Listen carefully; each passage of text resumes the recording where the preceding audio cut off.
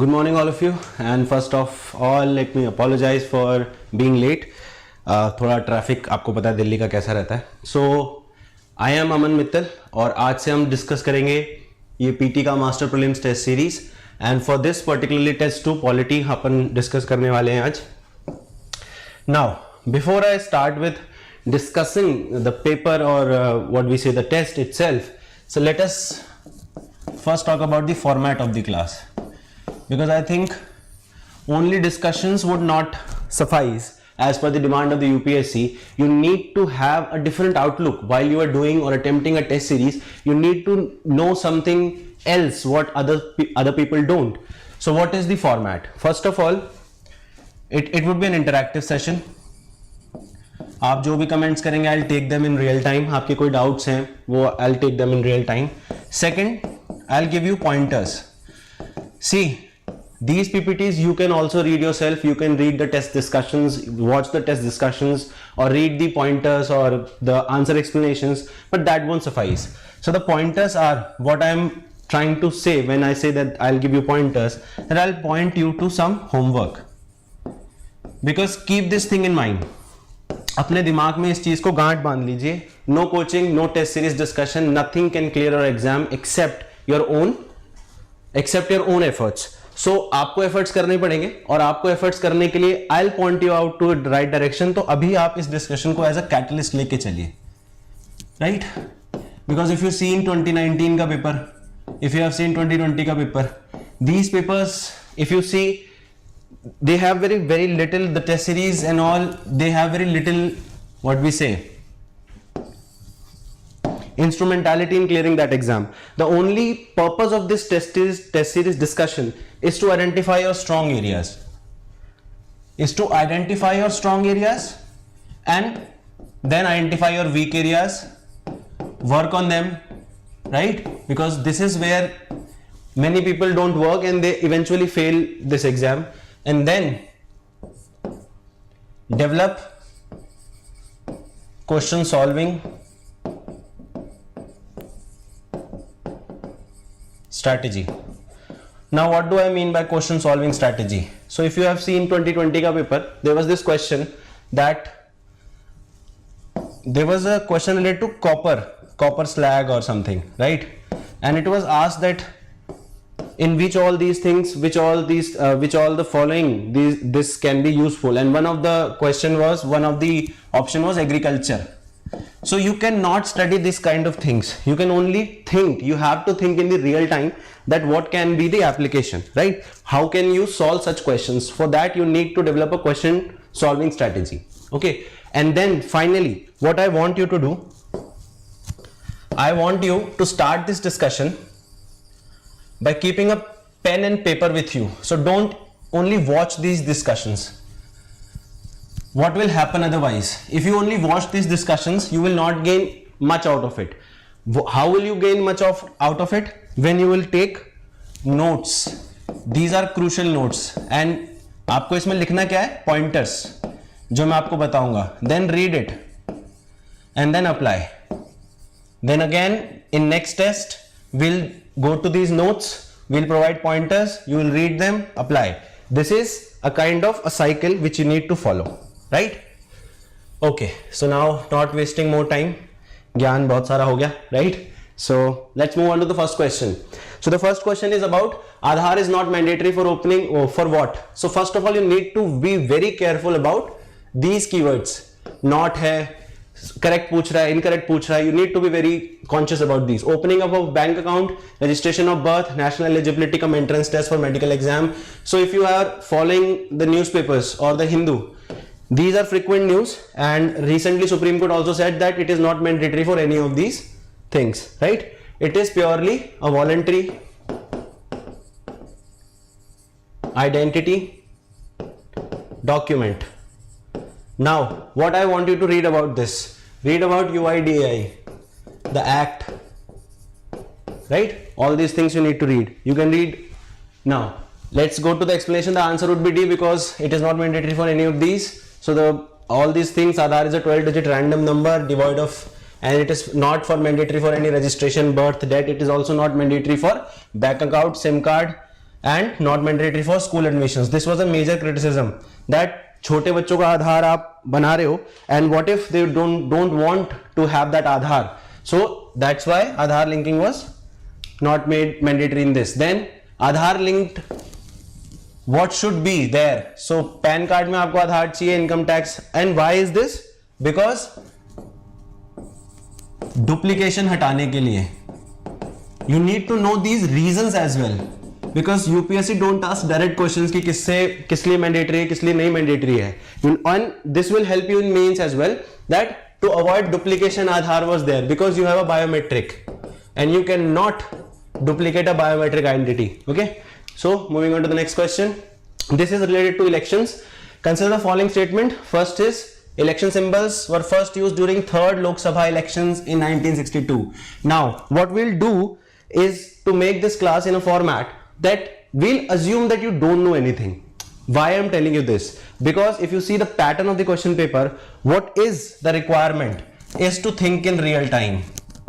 It is not about rote learning anymore. You have to require, if you have to see that you can think in real time. Okay, so to think real time you need to have this kind of a practice while you are solving these test series, right? First, election symbols were first used during the 3rd Lok Sabha elections. If you don't know that whether they were used in 62 or what, you know that elections are fought on symbols, right? और elections तो 1951 से 52 तक हो रहे हैं, 1951 से ही हो रहे हैं. So elections, ये तो गलत हो गया statement, right? ये गलत हुआ.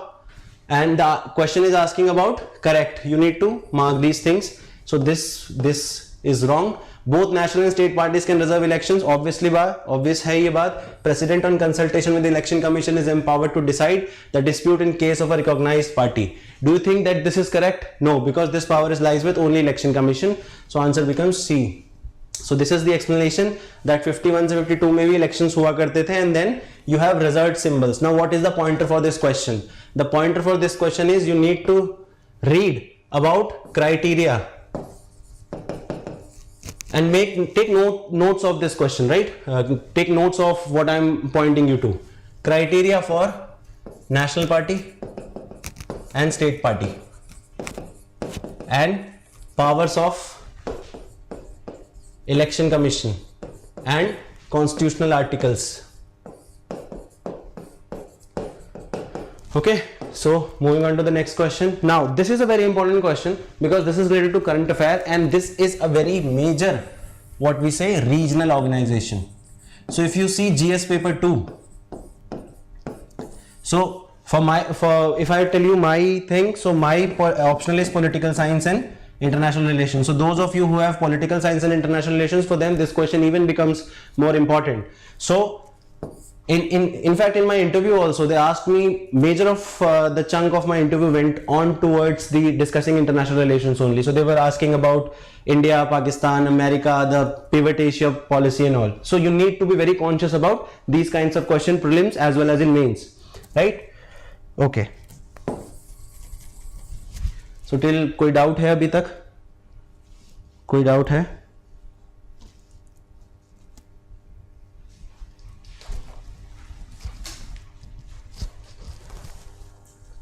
Sorry for this. Right.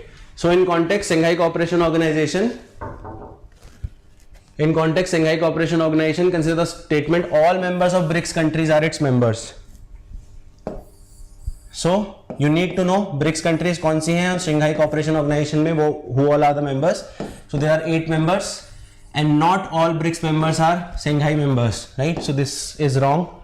This and this becomes wrong. Regional anti-terrorist structure is the permanent organ of SCO, right, which promotes cooperation among members. So what is the main aim of SCO? That is to reduce extremism, fundamentalism and separatism. And these are the keywords that you also need to write in your mains exam, right? So the second option is correct. B is the answer. So SCO comprises of 8 members. You need to remember. And then other pointer that I want to give you in this question is look at the map and look at the boundary. Look at the map and look at the boundaries. That India, China, Russia, these are the major players. These are the major players. And now there is a axis developing between China and Russia, because India is getting close to USA. So this kind of interlinking you have to develop while you are solving these questions. Then statement 2 is correct because it has two main bodies. One is the Secretariat, which is located in Beijing. Another is RATS, that is Regional Anti-Terrorist this structure, which is a permanent organ. Okay, so these kind of questions you need to be very careful about. Next question is very important because this belongs to a part of your syllabus which is social security.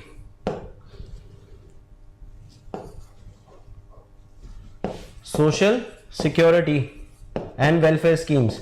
Now why I am pointing out these things, that this belongs to this part of your syllabus, this belongs to this part of your syllabus. Why? Because to clear this exam you need to have a mind map of your syllabus. Because while you are reading newspapers, you need to know which articles to cover, what to write, what to read, what to look for, right? So in those things, it will help you that you need to map that which question or which article or which topic that you are reading belongs to which part of your question. This will help you in making notes as well, right? So with reference to PM Street Vendors Atmanirbhar Nidhi. So if you see this COVID pandemic, सबसे ज्यादा नुकसान किसको हुआ? Unorganise sector. Major chunk of India's workforce, about 90%, belongs to unorganized sector, right? So to relieve the stress on unorganized sector, so this scheme was started with reference to, that is PM Street Vendors Atmanirbhar Nidhi. So first statement about this. Now in these kind of schemes, what you need to remember or what you need to read or how you need to read. First you need to know the ministry.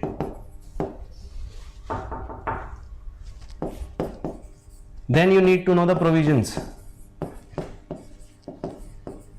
So ये chat नहीं चल रहा है, एक बार आप इसको कर देना.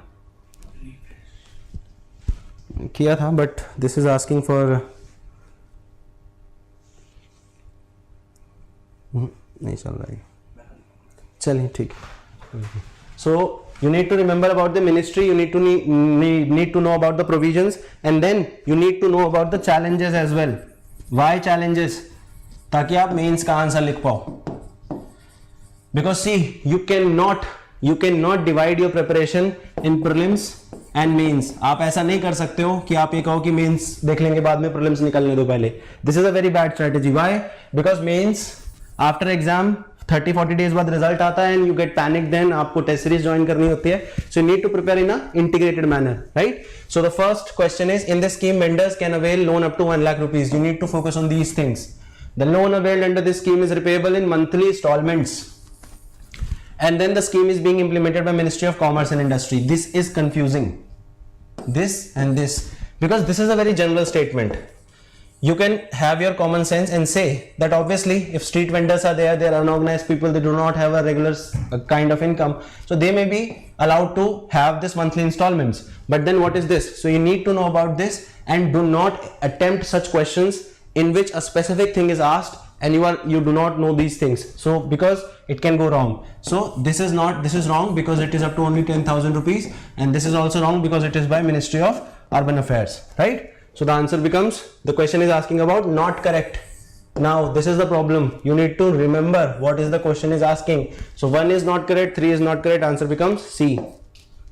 Okay, so यहाँ पे installment है. Then other provision of this scheme is digital payments को incentivize किया जाएगा.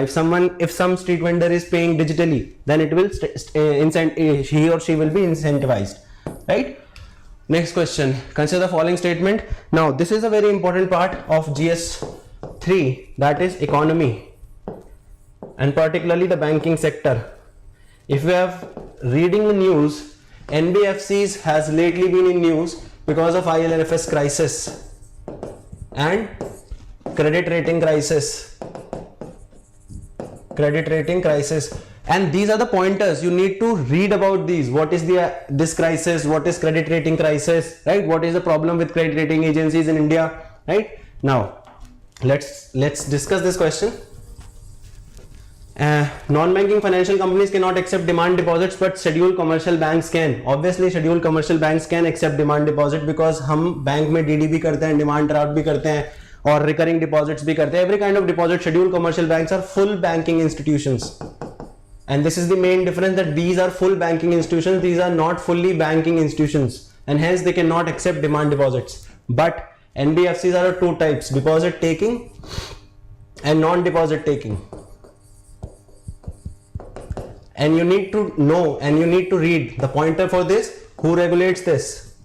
Who regulates these agencies? Is it RBI? Is it SEBI? Is it any other institution? Is it Ministry of Commerce? Or is it the central government? Or is it the state government? You need to know about who regulate these institutions, right? Now, so deposit taking institution, if the question comes that RBI cannot take deposit at all, then it would be wrong, because some NBFCs cannot take deposits at all, then it would be wrong, because some NBFCs take deposits. So next is deposit insurance facility of the Deposit Insurance Credit Guarantee Corporation is available to depositors, both NBFCs and scheduled commercial banks. Now you need to apply your common sense. NBFCs do not take deposits from common people. NBFCs go for institutional investors. So सरकार किसको protect करेगी? This agency, Deposit Insurance Credit Guarantee Corporation, this agency is to protect people, right? And people save their amount in scheduled commercial banks. So this statement would become correct. No, this statement will become incorrect, because it is saying both, and the first one is right, so answer becomes A, right? NBFCs are doing similar functions. So what is the basic fundamental of NBFC? That they will give long-term loans, and the major problem is they'll take short-term loans. So वो कम time के लिए loans लेके ज्यादा time पे loans दे देते हैं, जिसकी वजह से क्या होता है? Credit mismatch. You need to revise you need to revise these keywords. You need to use these keywords in your understanding and in your answer writing. Okay. Now, and then recently in the recent budget, this deposit was also changed. Earlier it was 1 lakh, and then now it has become 5 lakh. Okay. Next question: which are the following? So I hope that I am not going too fast, because these questions, the pointers that I am giving are very important. You need to note these pointers, and hence मैं धीरे धीरे चलता हूँ. अब आप थोड़ा जाग गए होगे, because I was thinking कि थोड़ा सो जाते हैं ना स्टार्टिंग में आके अपन, तो अब जाग गए होगे. We'll go with the flow now. Which of the following statement best describe the term new shepherd? Now this kind of question, when they're asking a very specific thing, make sure that you know this. Otherwise, do not guess it. Unless otherwise, it is a very commonsensical question. Don't try to guess such keywords. Now, what will you understand with new shepherd?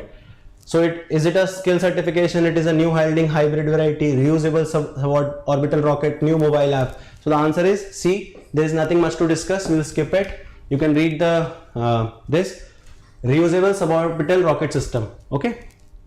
Now next question, with reference to strengthening of teaching learning results. So this is part of education policy, and you need to know the provisions of new education policy 2020 and how it solves the problem of earlier policies. You need to have a comparative understanding of these for your mains answers, right? With reference to strengthening teaching learning and results for state programs, STARS. So you need to know the short form as well as the whole of it, the full form of it as well. It aimed at strengthening the government managed school system in the northeastern states of India only. Now, generally in UPSC, there is this trend that if they are asking very specifically, generally it is wrong. But recently, UPSC has also gone after this kind of, this kind of understanding of a question, and they have removed this kind of things. But if you see, if it is talking about strengthening teaching, learning and results for states program, so how can it be for just for northeastern states? So this kind of a common sense you can apply. Then the STARS program would be implemented as a centrally sponsored scheme. Obviously, this is correct.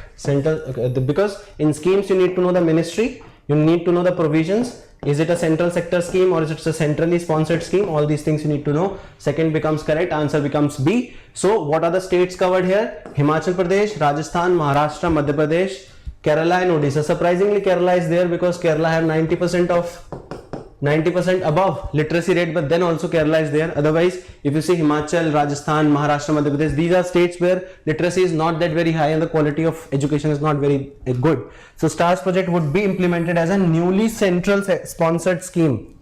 Okay, so the other pointer would be to read about central sector schemes and centrally sponsored schemes. What is the basic difference? And recently 15th Finance Commission have given some recommendation about this centrally sponsored schemes for rationalization, because they are going out of hand. There are about 300 odd schemes, so you need to rationalize them, because unless implementation would not be that good, right? Moving on to the next question, moving on to the next slide. About STARS, the project seeks to support the states in developing and implementing, evaluating. So these are very general things, you need to read about those, but only thing that you need to remember from this question is to how to apply this kind of logic, right? Do not go for this blindly. This is not the correct strategy. Go for it if you are seeing that this is an education program. So it can be, you can take a risk in this question. This is a risk as well, but you can take this risk very well.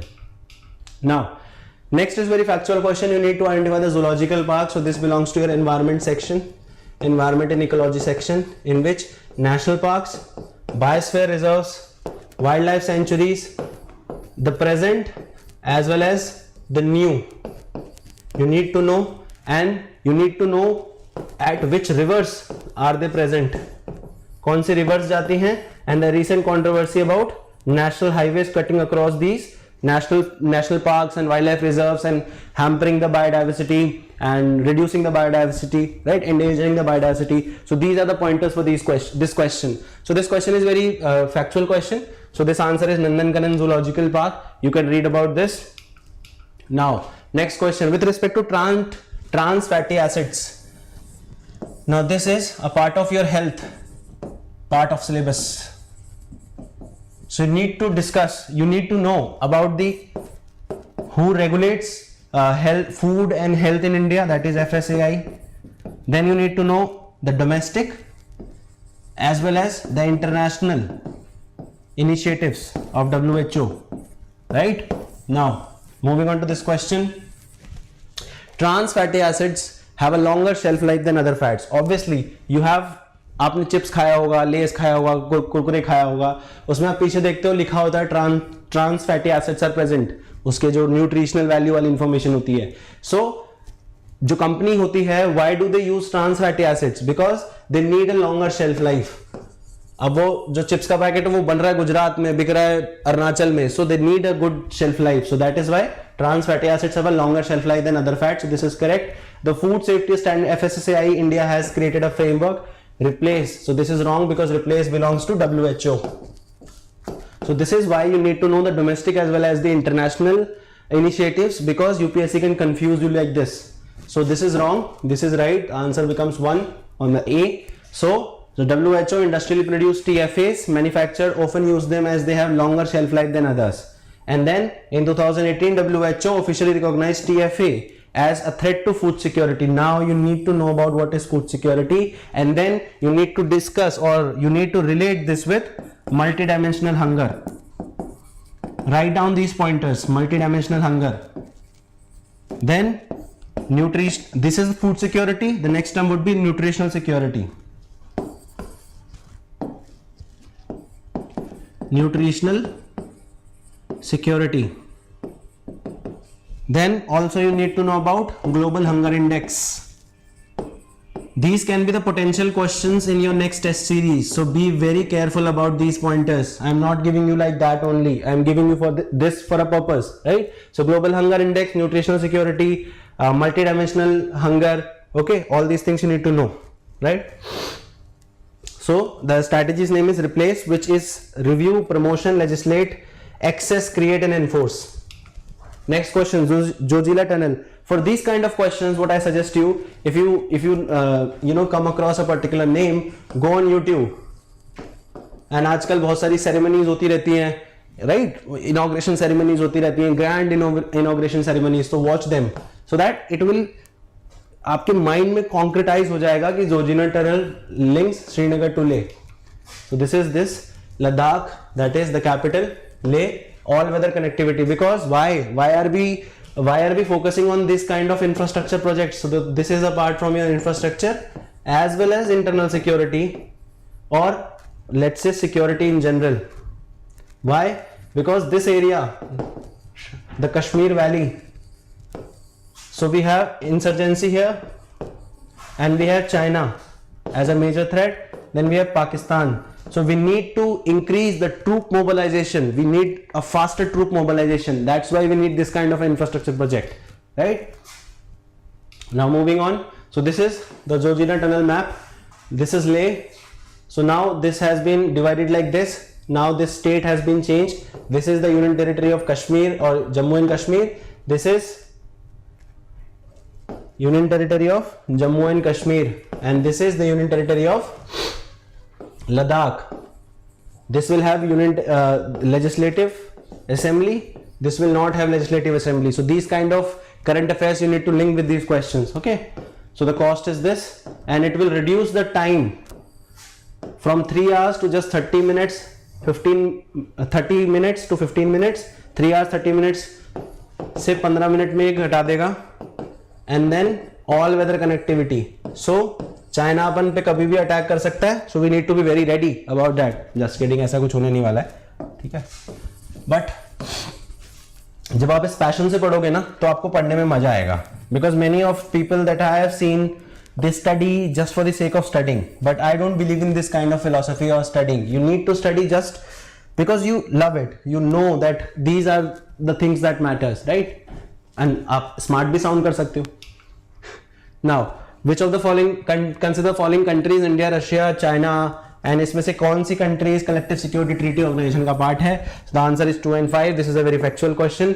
You need to know about क्या है ये collective security treaty organization, कौन कौन इसके members हैं, right? So we are only discussing those questions जहां पे आपको कुछ सीखने को मिलेगा. Either some trick, either some factual data, either some relation with some topic. So we are discussing those questions. We are focusing on those questions because आपके पास time limited है.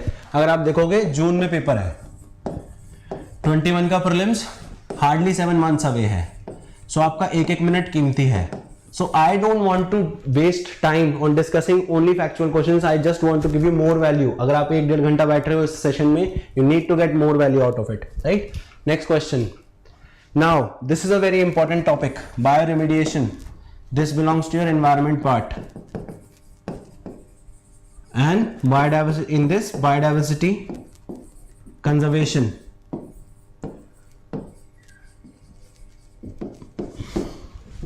So the question is, the bioremediation process can be used to degrade pollutants from the environment, clean up oil spills in the ocean, clean up eutrophication in surface water. And let's assume you don't know about what is bioremediation. You just have a vague idea that it's an environmental conservation technique. So you know that conservation is a positive thing, right? And then all these statements are positive. इसमें कोई ये नहीं कह रहा कि ये pollution बढ़ा देता है, right? And then if you see the word remediation, normal किसी ने 12वीं की इंग्लिश भी पढ़ी होगी उसको भी पता होगा, remediation is closely linked to correction. किसी चीज को करेक्ट करना, किसी चीज को सही करना. And if you see, this is a positive thing, and this would be used for a positive thing. So to degrade pollutant from environment, this is a positive thing, right? To clean oil spills, this is also a positive thing. And to clean eutrophication in surface water, this is also a positive thing. So all the answers, all the options are correct. But in this question, you should not limit yourself to just knowing bioremediation. You should also know the techniques. You should also know the techniques of bioremediation, like biosparaging, bioventing, right? All these biopiling, all these things you need to know. And then you also need to know about what is eutrophication. Is it only man-made, or is it only natural, or what are the anthropogenic causes of it? Anthropogenic causes of it. So अगर आपको बहुत ज़्यादा तेज लग रहा है तो you might slow it down. But we have a lot of questions to cover, and I don't want to take your whole day. So इसलिए, because I don't promote 3 hours of lecture or 4 hours of lecture just to discuss 100 questions, right? So I'm just giving you pointers. You just keep your head cool, आंख नाक दिमाग खुला रख के बिल्कुल एकदम से इसको करने हैं अपन को. बायो रेमेडिएशन पढ़ना है आपको, उसकी टेक्निक्स कौन कौन सी होती हैं वो पढ़ना है आपको। उसके बाद यूट्रोफिकेशन के बारे में पढ़ना है, ऑयल स्पिल्स के बारे में पढ़ना है। रिसेंटली अगर आपने देखो रशिया में एक काफी इंपॉर्टेंट रिवर है उनकी फार ईस्ट में, वहां पे there was a huge oil spill. So अगर इस तरीके का कोई आर्टिकल, इस तरीके की कोई न्यूज आपके न्यूज़पेपर में आती है, you should immediately search about that what is the remediation of this, right? And then you can also read about coral conservation, mangrove conservation. So these are very favorite topics of UPSC. Don't limit yourself to these questions only, follow along. I mean go one step ahead. See, let me tell you one thing, थोड़ा सा अलग जाएगा discussion से, अपने question discussion से, but आपको एक चीज बड़ी फायदा देने वाली है। इफ यू सी, जीतता कौन है? जो आगे जाता है। हारता कौन है? जो पीछे जाता है। अभी हमारे केस में क्या है? This is UPSC, this is the aspirant. हम क्या करते हैं, यूपीएससी ने इस बार एग्रीकल्चर पूछ दिया 2020 में, lot of questions were from agriculture and which I don't believe that they were from agriculture. वो मार्केट का मिथ ऐसा बना दिया है, but let's say that UPSC asked some questions about agriculture. Now what we will do, we will study about agriculture. next time UPSC science tech उठा के पूछ देगा, या नेक्स्ट टाइम यूपीएससी पूरा स्टैटिक पेपर बना देगा, हिस्ट्री पूछ देगा। So you don't need to run behind UPSC, you need to, आपको उनसे आगे आना है। UPSC is here, you should be here. तो फिर आपका टॉप 10 में आने से कोई नहीं रोक सकता, दैट इज माई गारंटी, अगर आप इतना काम करने के लिए तैयार हो तो, राइट। इनफ ऑफ ज्ञान, वापस चलते हैं अपने लेक्चर पे। So to clean oil spills, ये अपना हो गया। बायो रेमेडिएशन आप पढ़ लेना, bioremediation techniques, degrade highly toxic metals, chemicals, effluents, pollutants from industry. If you see, Ganga, Yamuna, all these were rivers at some point of time, अब वो नाला बन चुके हैं, right. Bioremediation is used to clean up oil spills and these kind of things, you know, आप इसको देख लेना। Now this is very important bio remediation technique, floating treatment wetlands. होता क्या है, गंदा पानी आपने एक जगह इकट्ठा किया and then you create certain styrofoam पे, यहां पे आप कुछ वेजिटेशन लगाते हो, एंड दीज वेजिटेशंस और these plants are specifically, they have this nature और they have this tendency to get the heavy elements out of it. So nature ने हमको सब कुछ दिया हुआ है, we just need to use it. Next question with reference to electoral bonds, this is very important. Electoral bonds, consider it can only be purchased by a person who is citizen of India. So can it be correct? No, because is it correct? No, because not only citizen but also resident entity. क्योंकि भाई funding तो चाहिए ना, funding ज्यादा से ज्यादा लोगों से आनी चाहिए। सिटीजन तो कितना ही पैसा देगा, 100 रुपए 200 रुपए इतना ही चंदा देते हो आप भी, राइट। तो रेसिडेंट्स कंपनीज वगैरह भी ये इलेक्टोरल बॉन्ड खरीद सकती हैं। All scheduled commercial banks are allowed to issue these, नहीं, ऐसा नहीं है, because in private sector banks you know that government control is very low, right? And then there can be instances of corruption or non-transparency in political funding. So that is why only certain notified banks ही इसको बेच सकते हैं, जो कि अभी SBI है। And then these bonds can be encashed by political parties within 15 days. अब इस क्वेश्चन में आपको ये देखना है कि पहले तो ये नॉट पूछ रहा है, राइट। पहले इस क्वेश्चन को डिस्कस कर लेते हैं। So this is wrong, this is wrong. And the question is asking about not correct. These bonds can be encashed by political party within 15 days from date of issue of the bond. This is correct. So 1 and 2 is the answer. Now what you need to study is electoral reforms. Electoral reforms. Then what is the criteria for these political parties to have this political bond funding? That 1% का कुछ criteria है, 1% vote आपके पास होना चाहिए, तभी आपको ये मिलेगा, फंडिंग मिलेगी, you are eligible, right? So this is electoral bond, अभी SBI कर रहा है only, it is the only authorized bank to issue this kind of electoral bond. उसके बाद the political party जो registered हैं under RPA 51, you need to know the difference between RPA 51 and RPA 50 also. So दो तरीके के legislations हैं यहाँ पे, right? Electoral bonds encash only eligible political parties, not all parties, right? So these kind of things you need to know, right? Moving on to next question, Suman initiative, again health, and in health also maternal deaths को prevent करना है यहाँ पे, IMR, MMR, neonatal mortality rate, neonatal, pardon me, थोड़ी मेरी जो writing है वो थोड़ी सी खराब है, मैं इसको ठीक करने की कोशिश जरूर करूंगा, एंड आई थिंक इसी वजह से का neonatal, not neoliberal, political science optional का असर आ जाता है यार हर जगह, मैं क्या कर सकता हूँ, न्यूनेटल, ठीक है। सो आपको ये पता होना चाहिए आईएमआर किसे कहते हैं, इज इट पर 1000 बर्थ्स, इज इट पर लाख बर्थ्स, एमएमआर किसे कहते हैं, न्यूनेटल मोर्टेलिटी रेट क्या होती है within 20 days, within 5 under 5 mortality rate क्या होती है, and then what is the present value for these kind of things, because ये आपको कोट करने में आसानी होगी in your answer. So Suman initiative for zero preventable maternal neonatal deaths, so this is Surakshit Matritva Abhiyan, Suman scheme, right. You need to know the ministry and all these things. Now अभी 2020 में भी एक क्वेश्चन आया था जहां पे पूछा था कि नाम दिए हुए थे को कुछ एक जानवरों के, और ये पूछा हुआ था कि कौन सा जानवर है, पक्षी है, चिड़िया है, पक्षी चिड़िया सेम ही होता है, पक्षी है या कुछ और जानवर है या रेप्टाइल है। तो कृष्णा पिकॉक, इंडियन ज़ेबल और ये सब बटरफ्लाईज हैं, ठीक है। ये आपको पता होना चाहिए बिकॉज इसमें आप कुछ गेस नहीं कर सकते। Now recently, now this is very important question, financial asset task force, आपको इसके ऑब्जेक्टिव्स, इसका हेडक्वार्टर, इसके grey list and black list, इसके एम्स क्या क्या है ये आपको देखना है, प्लस इंडिया का रोल आपको इसमें देखना है, पढ़ना है। Everyday articles are coming on these topics, so be mindful of these topics because these are very important topics for your prelims as well as for your mains. So first is it is an intergovernmental organisation founded at the initiative of BRICS. अब आप ये देखिए FATF के बारे में अगर आपने पढ़ा हो तो BRICS nations are not that powerful, although they are big economies, for example Russia, India, China, but they are not that powerful that they can create a force like this. So this is not by BRICS, this is actually by G7, 1989 में बना था ये। Now ये गलत हो गया statement, Pakistan is the first country in the world to include in the black list. अभी तो ये रिसेंट का ही न्यूज है that Pakistan is continuing on its grey list, तो ये हो ही नहीं सकता। And then the first country, ये तो आपको अगर आपने FATF की बेसिक्स पढ़ी हैं, you know that Iran and North Korea, these are the two countries जो कि आपकी ब्लैक लिस्ट में है, right. So this is wrong, answer is D and this is asking correct statement, so answer D हो जाएगा इसका, ठीक है। G7 ने बनाई थी ये to combat money laundering, and then money laundering के साथ इसमें एक ऐड कर दिया था टेररिस्ट फाइनेंसिंग को रोकना, टेररिस्ट फाइनेंसिंग को रोकना है। Now next, कैल्शियम नाइट्रेट, अब these kind of questions I was talking about कि वो एग्रीकल्चर वाला क्वेश्चन पूछ लिया था।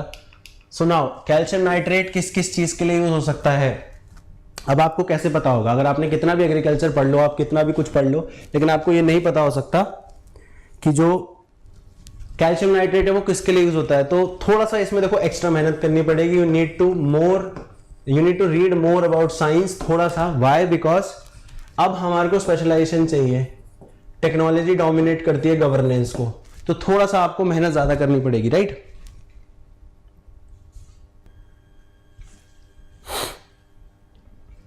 आप ये, मैं ब्रेक नहीं ले रहा हूं, मैं आपको ब्रेक दे रहा हूं ताकि आप थोड़ा सा रिकूप कर सको। हमने 17 क्वेश्चन किए हैं, राइट। सो फर्टिलाइजर ये है, केमिकल ये है, आर्टिफिशियल फ्रूट राइपनिंग एजेंट ये नहीं है। So answer is 1 and 2. Why artificial fruit ripening agents नहीं है? Because if you very closely look at it, fruit ripening ये जो है organic process है, ठीक है, और ये एक inorganic material है। वैसे तो इसमें नाइट्रेट है, लेकिन फिर भी if you see artificial fruit ripening is the most what we say कि ये सबसे ज्यादा ऐसा लग रहा है कि ये नहीं होगा। And on these kind of questions आप 50-50 का रिस्क आपको लेना ही पड़ेगा। There is nothing you can do about it, right? So statement 3 is incorrect, ये आपको पता, मैंने बता दिया। कैल्शियम कार्बाइड जो है वो है जो कि एक इनऑर्गेनिक फ्रूट राइपनिंग एजेंट है, बिकॉज इसमें कार्बन है, कार्बाइड में कार्बन होता है। Next question, with reference to Pangong Tso lake, because this is in news, ये आपको पता होना चाहिए। पैंगोंग सो कौन सी रेंज में है, inner Himalayas, outer Himalayas, trans Himalayas, और आपको ये जो कश्मीर है इसकी जो वो है माउंटेन रेंजेस, काराकोरम, लद्दाख, जास्कर, पीर पंजाल, ये सब आपको पता होनी चाहिए। North to south, east to west सब लगाना आना चाहिए। नाउ अगर आपको पैंगोंग सो लेक के बारे में पता है और आप न्यूज वगैरह देखते हैं, इफ यू रीड न्यूज़पेपर्स, आपको वहां पे इमेजेस भी मिल जाएंगी उसकी। सो यहाँ पे आपको पता लगेगा this is an endorheic fresh water lake. नहीं, this is not a fresh water lake, because अगर आपको लेट्स सपोज आपको इतना ही पता है कि ये पहाड़ों में है और इट्स अ लैंडलॉक्ड लेक, तो आप फ्रेश वाटर तो नहीं हो सकती, बिकॉज फ्रेश वाटर कब होता है, जब यहाँ पे कॉन्टिन्यूस सप्लाई ऑफ वाटर होती है। Continuous, when there is a continuous supply of water by rain या विथ मेल्टिंग ऑफ स्नो, तभी होगा। Because this is a landlock lake, इसमें कोई फ्रेश वाटर की सप्लाई नहीं है, so this is not a fresh water, it's a brackish water lake. ये गया। Now second is in both options, तो सेकंड आप उनको to save time in your exam, तो आप ये कह सकते हो कि सेकंड मुझे पढ़ने की जरूरत नहीं है, थर्ड देख लेते हैं। The river Jhelum originate from this lake, this is wrong because no river in India originates from Pangong Tso lake. Jhelum जो है वेरीनाग ग्लेशियर से ओरिजिनेट होती है, right. So option is only correct पूछा हुआ है, so option two only is correct, so answer would be C, right. So this is the explanation. The Karakoram mountain range which crosses Tajikistan, Afghanistan, Pakistan, including K2, Southern Bank, ये सब इसकी explanation है, geographical explanation, right? Now move on. So Jhelum has its source in Verynath glacier, ये मैंने आपको भी बता दिया है, बुलार लेक वगैरह ये सब आपको पता होना चाहिए। So the Kashmir Valley is very important, उसकी geography, topography क्या सब उसमें चेंजेस हो रहे हैं, पॉलिटिकल सिनेरियो वगैरह सब आपको पता होना चाहिए, because this can help you in your interview also. Because see the main aim of UPSC preparation क्या है, इसका aim, people take it very wrong. इसका एम आपको आईएएस बनाना नहीं है, इसका एम आपको इंसान बनाना है, इसका एम आपको ह्यूमन बीइंग बनाना है। हाउ? बिकॉज इफ यू सी 90% आपके आसपास जो लोग हैं जो यूपीएससी की तैयारी नहीं करते, इफ यू आस्क देम कि आपका किसी एक टॉपिक पे क्या व्यू है, they will say what they have heard but they cannot analyze, क्योंकि उनको पता ही नहीं होती आधी से ज्यादा चीजें।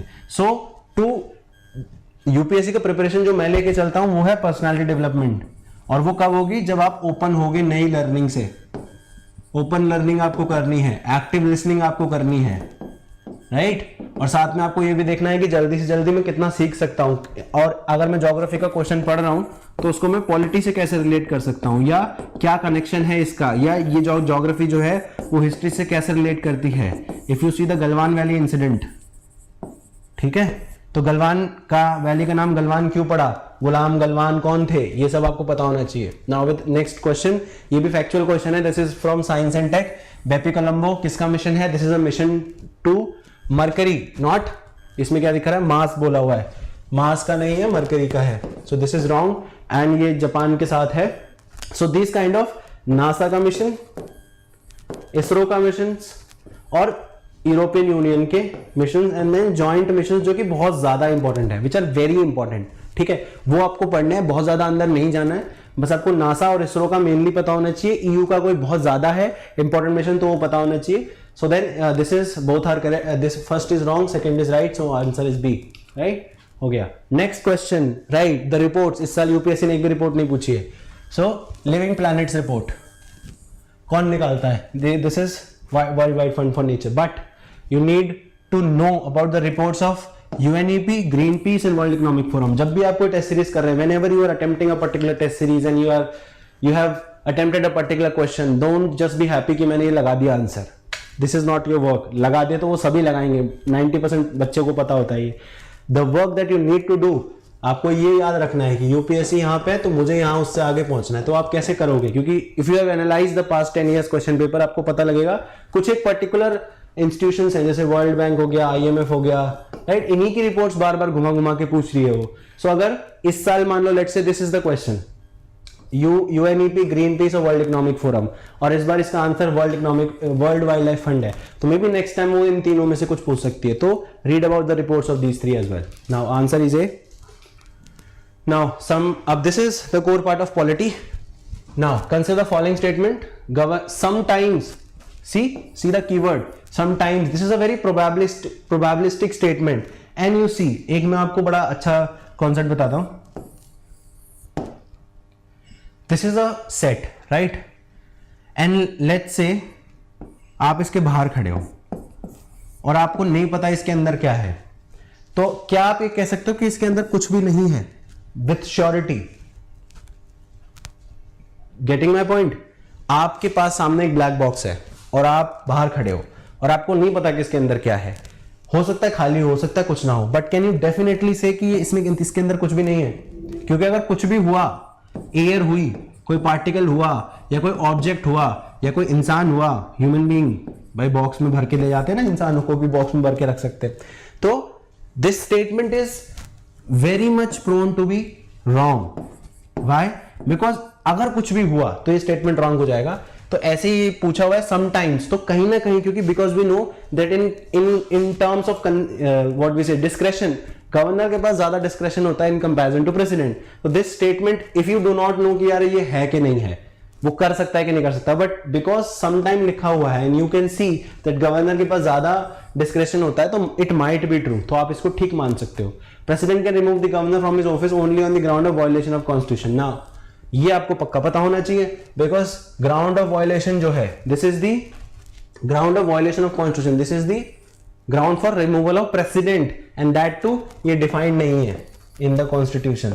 ये भी आपको पता होना चाहिए कि क्या माइनॉरिटी टर्म डिफाइंड है कॉन्स्टिट्यूशन में, राइट? माइनॉरिटी टर्म में डिफाइंड नहीं है। क्या ये ग्राउंड ऑफ वायलेशन डिफाइंड है? ये भी डिफाइंड नहीं है, राइट? क्या बजट शब्द का हम यूज करते हैं? नहीं करते। क्या करते हैं फिर? एनुअल फाइनेंशियल स्टेटमेंट बोलते हैं, right? All this things you need to know. The president can remove the governor, ये क्वेश्चन भी ये गलत हो गया, ये सही है। आंसर इज ए, ये आप देख लेना, हमने ये तो बेसिक पॉलिटी का क्वेश्चन है। With reference to Indian polity, governor is indirectly elected by specific constituted electoral college. किसी ने भी जिसने लक्ष्मीकांत पढ़ी है, who knows about the basic polity, आपको पता है कि गवर्नर जो होता है अपॉइंट होता है। एंड इससे रिलेटेड जो कॉन्स्टिट्यूएंट असेंबली की डिबेट है, they wanted a elected governor, but then there would be two centres of power, two centres of power. One is elected government जो कि एग्जीक्यूटिव है, या what governor is also a part of executive. Let's say कोई executive government है headed by CM और PM, and then there is governor. दो centre of power है, coordination में इशू आएगा, इसलिए गवर्नर हमने अपॉइंटेड रखा है, ही इज नॉट इलेक्टेड। ये गलत हो गया। The oath of office of the governor is administered by President of India. So this is also you need to know, this is a factual thing that oath of office जो है president को कौन दिलाता है? Supreme court का chief justice या the senior most justice. उसके बाद गवर्नर को कौन दिलाएगा? हाई कोर्ट का chief justice, right? The governor can disqualify the member of state list on the ground of defection. Defection is in news.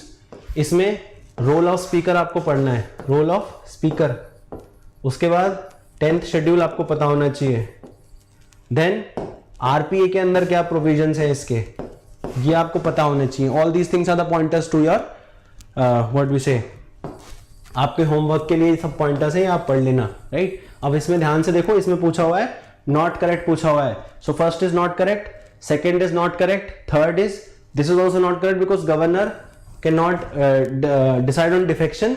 Governor the defection is decide by chairperson of assembly, ठीक है, या presiding officer जिसे हम कहते हैं, वो decide करता है। गवर्नर डिस्क्वालिफिकेशन डिसाइड जरूर करता है, बट अभी ये पूछ रहा है कि डिफेक्शन कौन डिसाइड करता है। सो ये तीनों ही गलत है। आंसर वुड बी डी, ये आप पढ़ लेना, ये देख रखा है हमने।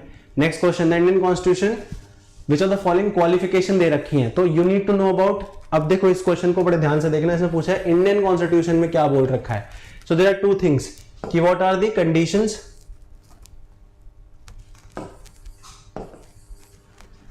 what are the conditions, qualifications, और ये दो तरीके की हो सकती है, एक जो कॉन्स्टिट्यूशन में बोली है, एक जो हमारे नॉर्म्स बने हुए हैं, ठीक है?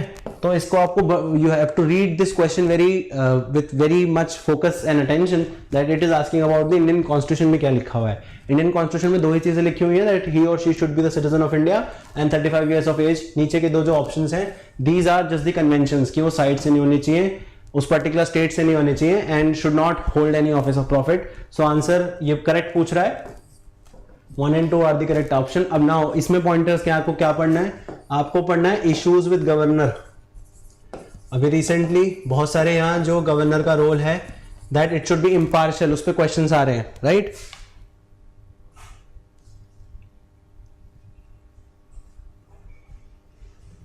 आपके कोई भी डाउट्स हैं, you can ask me in the comment sections, मैं उसका रिप्लाई कर दूंगा in the real time, right?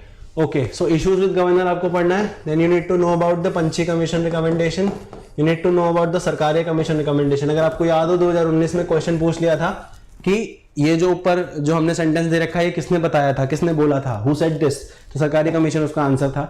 सो हमारे कॉन्स्टिट्यूशन में दो ही हैं, और उसके बाद जो है वो कन्वेंशंस हैं, तो ये these are the pointers you need to read about them. Now अब ये पूछ रहा है, now this is a simple question of electoral college, लेकिन इसको घुमा के पूछा है। घुमा के कैसे पूछा है? नॉर्मली ये पूछते हैं कि इलेक्टोरल कॉलेज में कौन कौन होते हैं। इसमें पूछा है कि if someone is not taking part, a person has person has taken part in the process of election, तो वो कौन नहीं हो सकता। समझ रहे हो? सो दो तरीके के क्वेश्चन तरीके से आप पूछ सकते हो। आप कान या तो इधर से पकड़ लो या आप इधर से पकड़ लो, आंसर सेम है। इसलिए मैं आपको ये बोल रहा हूं, फोकस ऑन बेसिक्स। अगर आपको इलेक्टोरल कॉलेज याद है प्रेसिडेंट का, so there is no way that you can do this question wrong. तो यहां पे क्या होगा, कौन कौन होते हैं कॉलेज में? Elected members of parliament, elected members of state assemblies, state legislative assemblies कह लेते हैं इसको। काउंसिल का कोई रोल नहीं होता, सो ही और she can not be the member of an legislative council. Answer इसका डी हो गया। ठीक है, ये सब ये नॉर्मल चीजें हैं, ये आपको पता होनी चाहिए। और then what is the trick कि आप बार बार भूल जाते हो? व्हाट इज द ट्रिक कि आप बार बार भूल जाते हो और फिर आपको कंफ्यूजन होता है कि यार ये है कि नहीं है? The key is revision.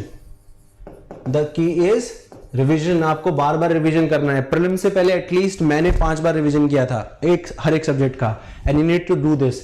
उसके बाद जो भी आप ये टेस्ट सीरीज लगा रहे हैं, इनका एटलीस्ट 3 से 4 बार रिवीजन आपको करना है। बिकॉज अब आप देखो, जो अपन ने वो क्वेश्चन किया था, चाहे वो एनिमल वाला ले लो या वो न्यू शेपर्ड वाला जो क्वेश्चन अगर आपको याद हो, तो ये आपको एक रीडिंग में याद नहीं हो सकता, आपको रिवाइज करना पड़ेगा again and again and again, so that आप इसको कर सको। ठीक है, सो आप इसमें देख लो, इस क्वेश्चन में उल्टी तरीके से पूछा हुआ है कि भाई क्या है इसमें। नेक्स्ट क्वेश्चन ये अपन देख लेते हैं। इलेक्टोरल कॉलेज अपन ने देख रखा है। बाइकैमरल लेजिस्लेचर, स्टेट लेजिस्लेटिव में जो होते हैं केवल स्टेट लेजिस्लेटिव असेंबली के लोग पार्टिसिपेट करते हैं, काउंसिल के पार्टिसिपेट नहीं करते। But another pointer you should read about कि electoral college of vice president क्या होता है। ठीक है, उसमें कौन कौन पार्टिसिपेट करता है। Next, which of the following statement best describe the term parliamentary executive.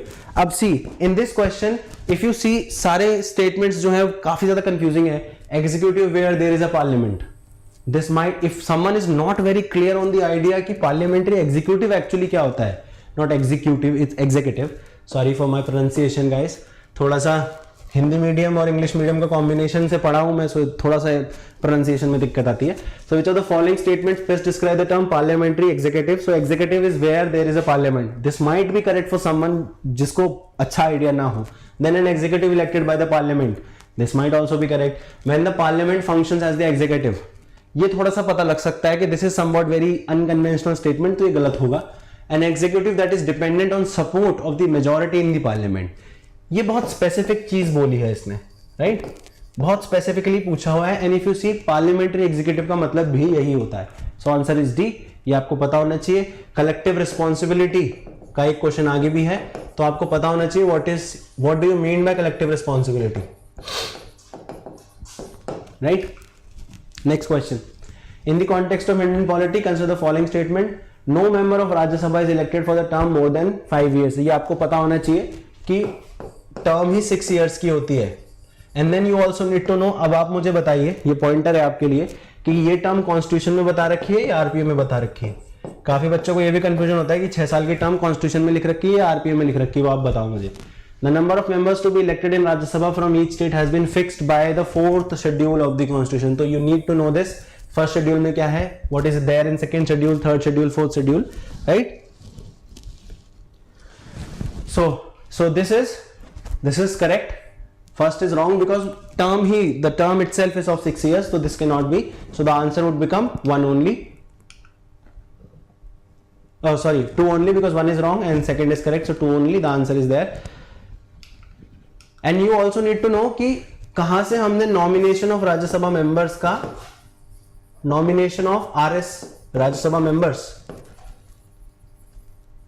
where did we adopted this, कहां से अडॉप्ट किया था, यानी कि सोर्स ऑफ इंडियन कॉन्स्टिट्यूशंस कहां पे, president, parliament, vice president and commerce, freedom of commerce, joint sitting, advisory function of the supreme court, कहां से हमने अडॉप्ट किया है वो आपको पता होना चाहिए। Next question, parliament can make rules for more convenient transaction of business. अब you see there is this world rule and there is this world law, क्या फर्क है इन दोनों में, the basic difference is law is a legislative function and rules is executive function. तो parliament is a legislative body, तो बना ही नहीं सकता. If you do not know very exactly कि ये बनाता है कि नहीं बनाता, you can apply this logic कि parliament is a legislative body and rule making in executive process, तो वो नहीं बनाता है. So this is wrong. No person can be appointed as a minister if he और she is not member of either house. ये आपको पता है that we can have a member become a minister, we can have someone who can become a minister without being a member of the house for 6 months. तो ये गलत हो गया, ये भी गलत हो गया. Answer is D. करेक्ट पूछा हुआ था इसमें, राइट. आप नेक्स्ट क्वेश्चन देखिए एक बार.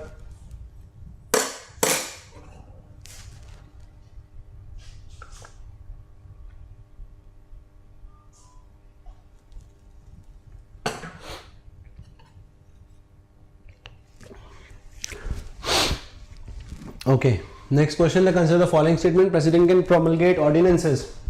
Now you need to know constitutional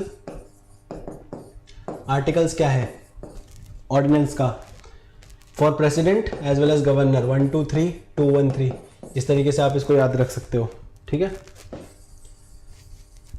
Now so ये पूछ रहा है कि president can promulgate an ordinance when either of the two house. Now what is the need of ordinance? The need of ordinance is emergency. बहुत emergency वाला काम है और हाउस सेशन में नहीं है, तो आप कर सकते हो. This is a correct statement. Pardoning power can be exercised bye the president without the advice. So president can not do anything without the advice because president के ऊपर बाइंडिंग होती है पावर या बाइंडिंग होती है एडवाइस ऑफ एग्जीक्यूटिव और council of ministers. And if you see, President only have constitutional discretion. Whatever is mentioned in constitution, he can only do that. But if you see governor, he have constitutional as well as situational discretions. Sorry, मैंने उल्टा बोल दिया. President के पास केवल situational discretion होती है, but then this is based on the discretion of council of ministers. वो उसकी personal satisfaction नहीं होती है. एंड गवर्नर के पास कॉन्स्टिट्यूशनल डिस्क्रेशन भी होती है जो उसकी पर्सनल सेटिस्फैक्शन होती है, एंड द सिचुएशनल डिस्क्रेशन तो होती है उसके पास, राइट. 1 2 3 एंड 2 1 3, राइट पारुल, आप ठीक बोल रहे हो. Now if the motion of impeachment of a president is taken up for voting, the law requires the motion to be backed by each house of the parliament and passed by majority of 2/3 of the total membership. You need to be very careful about ये total membership लिखा है या present and voting लिखा है, because majority of जगह पे जो है प्रेजेंट इन वोटिंग होता है, but in president because president जो है काफी बड़ी हस्ती होती है, ऑब्वियसली बात है, फर्स्ट सिटीजन ऑफ इंडिया, तो उसको ऐसे थोड़े आप निकाल दोगे, तो टोटल मेंबरशिप आपके पास होनी चाहिए. सो अब इस क्वेश्चन से पॉइंटर्स क्या हैं कि आपको रिमूवल प्रोसीजर ऑफ प्रेसिडेंट पता होना चाहिए, या जिसको हम इम्पीचमेंट बोलते हैं. उसके बाद वाइस प्रेसिडेंट का आपको पता होना चाहिए. उसके बाद आपको जजेस का पता होना चाहिए, because it is very much same for supreme court and high court जजेस, वो आपको पता होना चाहिए. उसके बाद सीवीसी या सीआईसी को कैसे हटाते हैं, कौन हटाता है, ये आपको सी. दिस इज नॉट बिकॉज कि आपको सिर्फ एग्जाम पास करना है, इट इज बिकॉज आपको एक इन्फॉर्म्ड सिटीजन बनना है. That should be your idea behind studying all these things, right. So ये आपने देख लिया क्वेश्चन.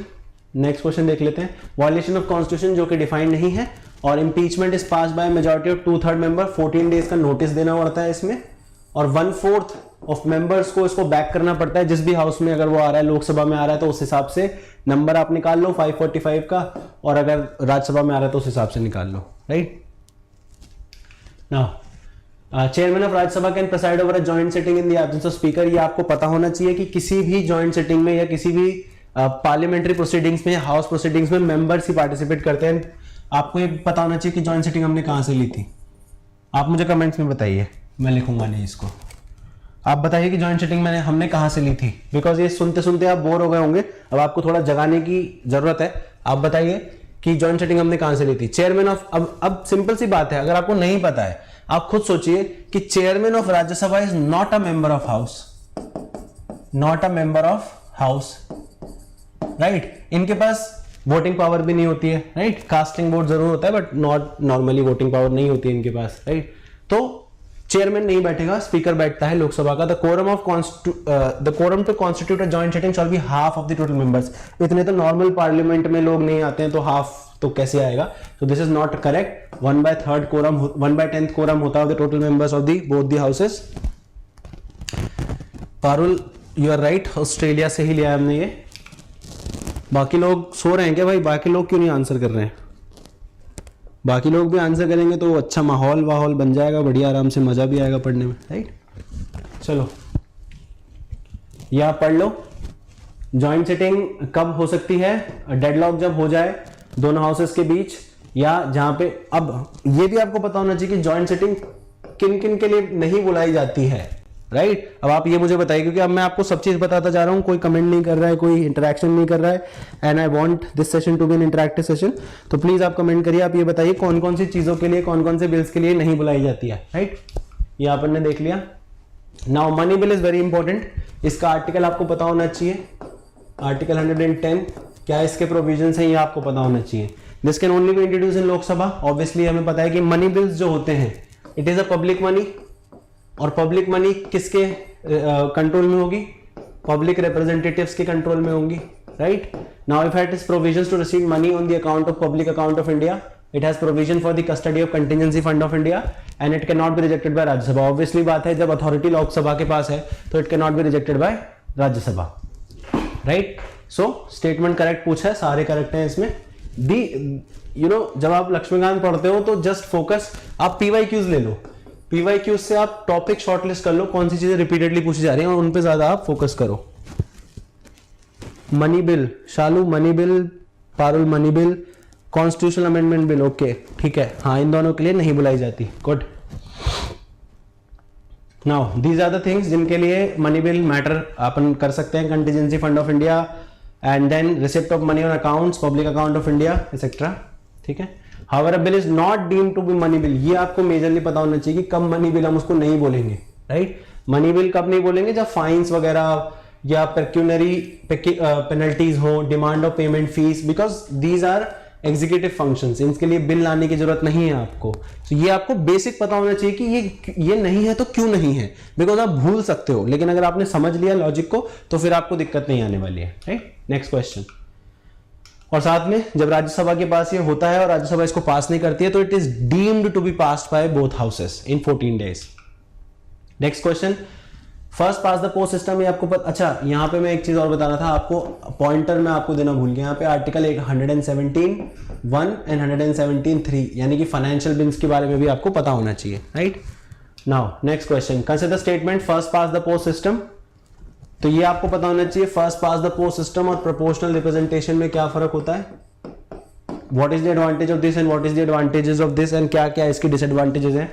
उसके बाद under this system each constituency in India elects only one representative. Obviously बात है, आपने कभी देखा है आपके यहाँ 2 विधायक हैं, राइट? 2 आदमी तो एक जिले में नहीं बोल सकते ना कि हमारे चचा विधायक है, राइट? एक ही आदमी बोलेगा, तो इसलिए एक ही सेलेक्ट होता है, इसमें इलेक्ट होता है, sorry. And then in this system every party gets seat in legislature. ये जो सेकंड वाला है, this is, if you see, अगर आप थोड़ा सा इलेक्शंस पे ज्यादा ध्यान रखते हैं, if you have interest in this, तो आपको पता होता है कि इवन वोटिंग शेयर किसी पार्टी का लेट से 30% है, लेकिन फिर भी उसको 70% सीट मिल रही है लोकसभा में. सो दिस के, और हमारे यहाँ first past the post system है, so this can not be true, this is not right, because this is a feature of proportional representation, right? So you need to discuss, you need to know about the difference between first past the post system and then proportional representation system, and why India adopted first past the post system, because it is easy. इसमें पैसे कम लगते हैं और हमारे पास resource crunch काफी ज्यादा है, resource saving, and it is easy for public to understand, easy to operate also, and easy for public to understand, because proportional representation में बहुत सारे राउंड्स कराने पड़ते हैं, and it is very time consuming और ये सब, right? Now this is the chart जहां पे आप पढ़ सकते हो, every party gets seat legislature, जो उनका proportion of vote है. If this is a pie chart of vote and this is a pie chart of, this is vote share and this is seat share, and let's say किसी party को 50% vote मिले तो उसको 50% ही seat मिलेंगी, किसी को अगर 10% वोट मिले तो उसको 10% ही सीट मिलेंगी, राइट? तो this is kind of thing. Next, collective responsibility क्या होती है, ये अपन डिस्कस कर चुके हैं. इसका मतलब ये होता है कि सबको अपना जो कैबिनेट का डिसीजन है उससे अप्लाई करना पड़ेगा, उससे एग्री करना पड़ेगा, और अगर आप नहीं करते हो तो आपको रिजाइन करना पड़ेगा. इफ यू रिमेंबर, अंबेडकर ने हिंदू कोड बिल पे रिजाइन कर दिया था इसी वजह से. It is binding on all ministers to pursue policy, because this is the main aim of the collective responsibility. ये आपने पढ़ लिया. ये भी अपन डिस्कस कर चुके हैं कि बजट का जो टर्म है वो नहीं आता है एनुअल फाइनेंशियल स्टेटमेंट आर्टिकल 112 में ये बताया गया है पार्लियामेंट के नीदर इंक्रीज और decrease taxes but can not abolish it. ये स्टेटमेंट आप बताइए करेक्ट है कि नहीं? ये स्टेटमेंट इनकरेक्ट है। क्यों इनकरेक्ट है? पार्लियामेंट कैन रिड्यूस और abolish but can not increase it, right? और ये सब आपको पता, ये अपन डिस्कस कर चुके हैं mostly, these are repeated questions, ये सब बेसिक क्वेश्चंस हैं। Representatives of union territory in Rajya Sabha nominated by president. अब आप खुद सोच के देखो कि जो राज्यसभा है this is a chamber of states, और इसमें प्रेसिडेंट क्यों नॉमिनेट करेगा? आपको स्टेटमेंट की जो फैलेसी है वो सामने क्लियर होनी चाहिए कि इसको नहीं प्रेसिडेंट वो करते, नॉमिनेट करते। The representatives of state in Rajya Sabha elected by the elected members of a state legislative assembly. तो ऑब्वियसली ये ठीक है, ये अपन को पता है कि जो स्टेट लेजिस्लेटिव असेंबली, अब आपको पढ़ना क्या है यहाँ पे? अब आपको ये पढ़ना है कि what is the process to create a state legislative council and abolish. अगर आपको ध्यान हो तो रिसेंटली आंध्र प्रदेश में कंट्रोवर्सी हुई थी, they wanted to abolish the legislative council. तो आपको ये पता होना चाहिए कि what is the process, what is the maximum strength and what is the minimum strength, ये आपको सब पता होना चाहिए। नॉट करेक्ट पूछा है, आंसर इज ए, ये अपन ने देख लिया है। अच्छा, यूनियन टेरिटरी के कैसे सेलेक्ट होते हैं अगर आपको ये पूछा जाए तो ये स्पेशल इसका कॉलेज बनता है, कोलाज, ये जो कॉलेज जो है इसका स्पेशली कॉन्स्टिट्यूट किया जाता है for its purpose. Now next is कौन कौन से इंस्ट्रूमेंट हैं? अभी अपन ने बात करी थी ना पार्लियामेंट्री एग्जीक्यूटिव की, और साथ में अपन ने बात करी थी कलेक्टिव रिस्पॉन्सिबिलिटी की। तो ये तो हो गई कॉन्सेप्ट। अब इनको अप्लाई कैसे करते हैं? इनको अप्लाई करते हैं question hour, adjournment motion, pass, no confidence motion, approval. अब you need to read about all these things from your book कि एडजॉर्नमेंट मोशन लगाने के लिए कितने लोगों का सपोर्ट चाहिए, अगर ये पास होता है तो do government has to resign और not, right? All these things you need to read and understand. Approval and ratification of laws, अगर मान लो कोई बिल निकाला सरकार ने and then it is not passed, so it can be deemed that the government has lost confidence in the house, or we can say that house has lost confidence in the government, ठीक है? But आजकल confidence manufacture भी किया जा सकता है, सो ये आपको पता है, no confidence motion. Now Indian polity, Lok Sabha can authorize parliament to make laws on a subject enumerated in state list. अब इफ यू सी, लोकसभा में पीपल रिप्रेजेंटेटिव होते हैं, ठीक है? स्टेट लिस्ट पे लॉ कैसे बना सकते हैं वो, राइट? क्योंकि स्टेट के रिप्रेजेंटेटिव कहां होते हैं? राज्यसभा में होते हैं। सो this is a basic logic. की कुछ डिफिकल्ट क्वेश्चन नहीं है, लेकिन किसी को अगर नहीं पता हो, if someone do not know this logic और do not know the factual thing about it, so वो कंफ्यूज हो जाएगा। सिंपल सी बात है, Lok Sabha is for people representation, तो वहां पे पीपल, लोगों के इश्यूज आएंगे, पॉलिसी इश्यूज आएंगे। लेकिन जो स्टेट हाउस है वहां पे स्टेट के रिप्रेजेंटेटिव्स होते हैं। Now you need to know कि किस किस कंडीशन में आप बना सकते हो laws. Parliament in which conditions, which conditions, ये सेंटर स्टेट रिलेशन का पार्ट है अपने सिलेबस के, सेंटर स्टेट रिलेशन। तो यहाँ पे financial relation, legislative relation, executive relations, all these things you need to read. A resolution for the removal of vice president can be introduced in either house of the parliament. ये गलत है, because why? Vice president is the chairman of Rajya Sabha, ex officio, right? And इनको remove करने का proposal Lok Sabha में कैसे आ सकता है? इनको रिमूव करने का प्रपोजल तो केवल राज्यसभा में ही आएगा। This is a common sense, right? तो Rajya Sabha can authorise the parliament to create new all India services, ये अपन को पता है। Answer become C. इन आर्टिकल्स को आप याद रख सकते हैं, because you do not need to remember every article, but कुछ एक आर्टिकल से जो आपको याद रखने हैं। Now the vice president of India can act as president only for a maximum period of 1 year. नहीं, इफ यू रिमेंबर कि प्रेसिडेंट जो है,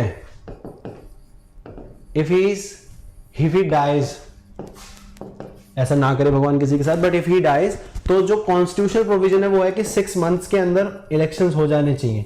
इफ 6 मंथ्स के अंदर इलेक्शन हो जाते हैं तो 1 ईयर का तो सवाल ही नहीं उठता। तो this is wrong. The Indian constitution has not fixed any emoluments for the vice president, because वो उनको क्या मिलता है? राज्यसभा की चेयरमैन की सैलरी मिलती है,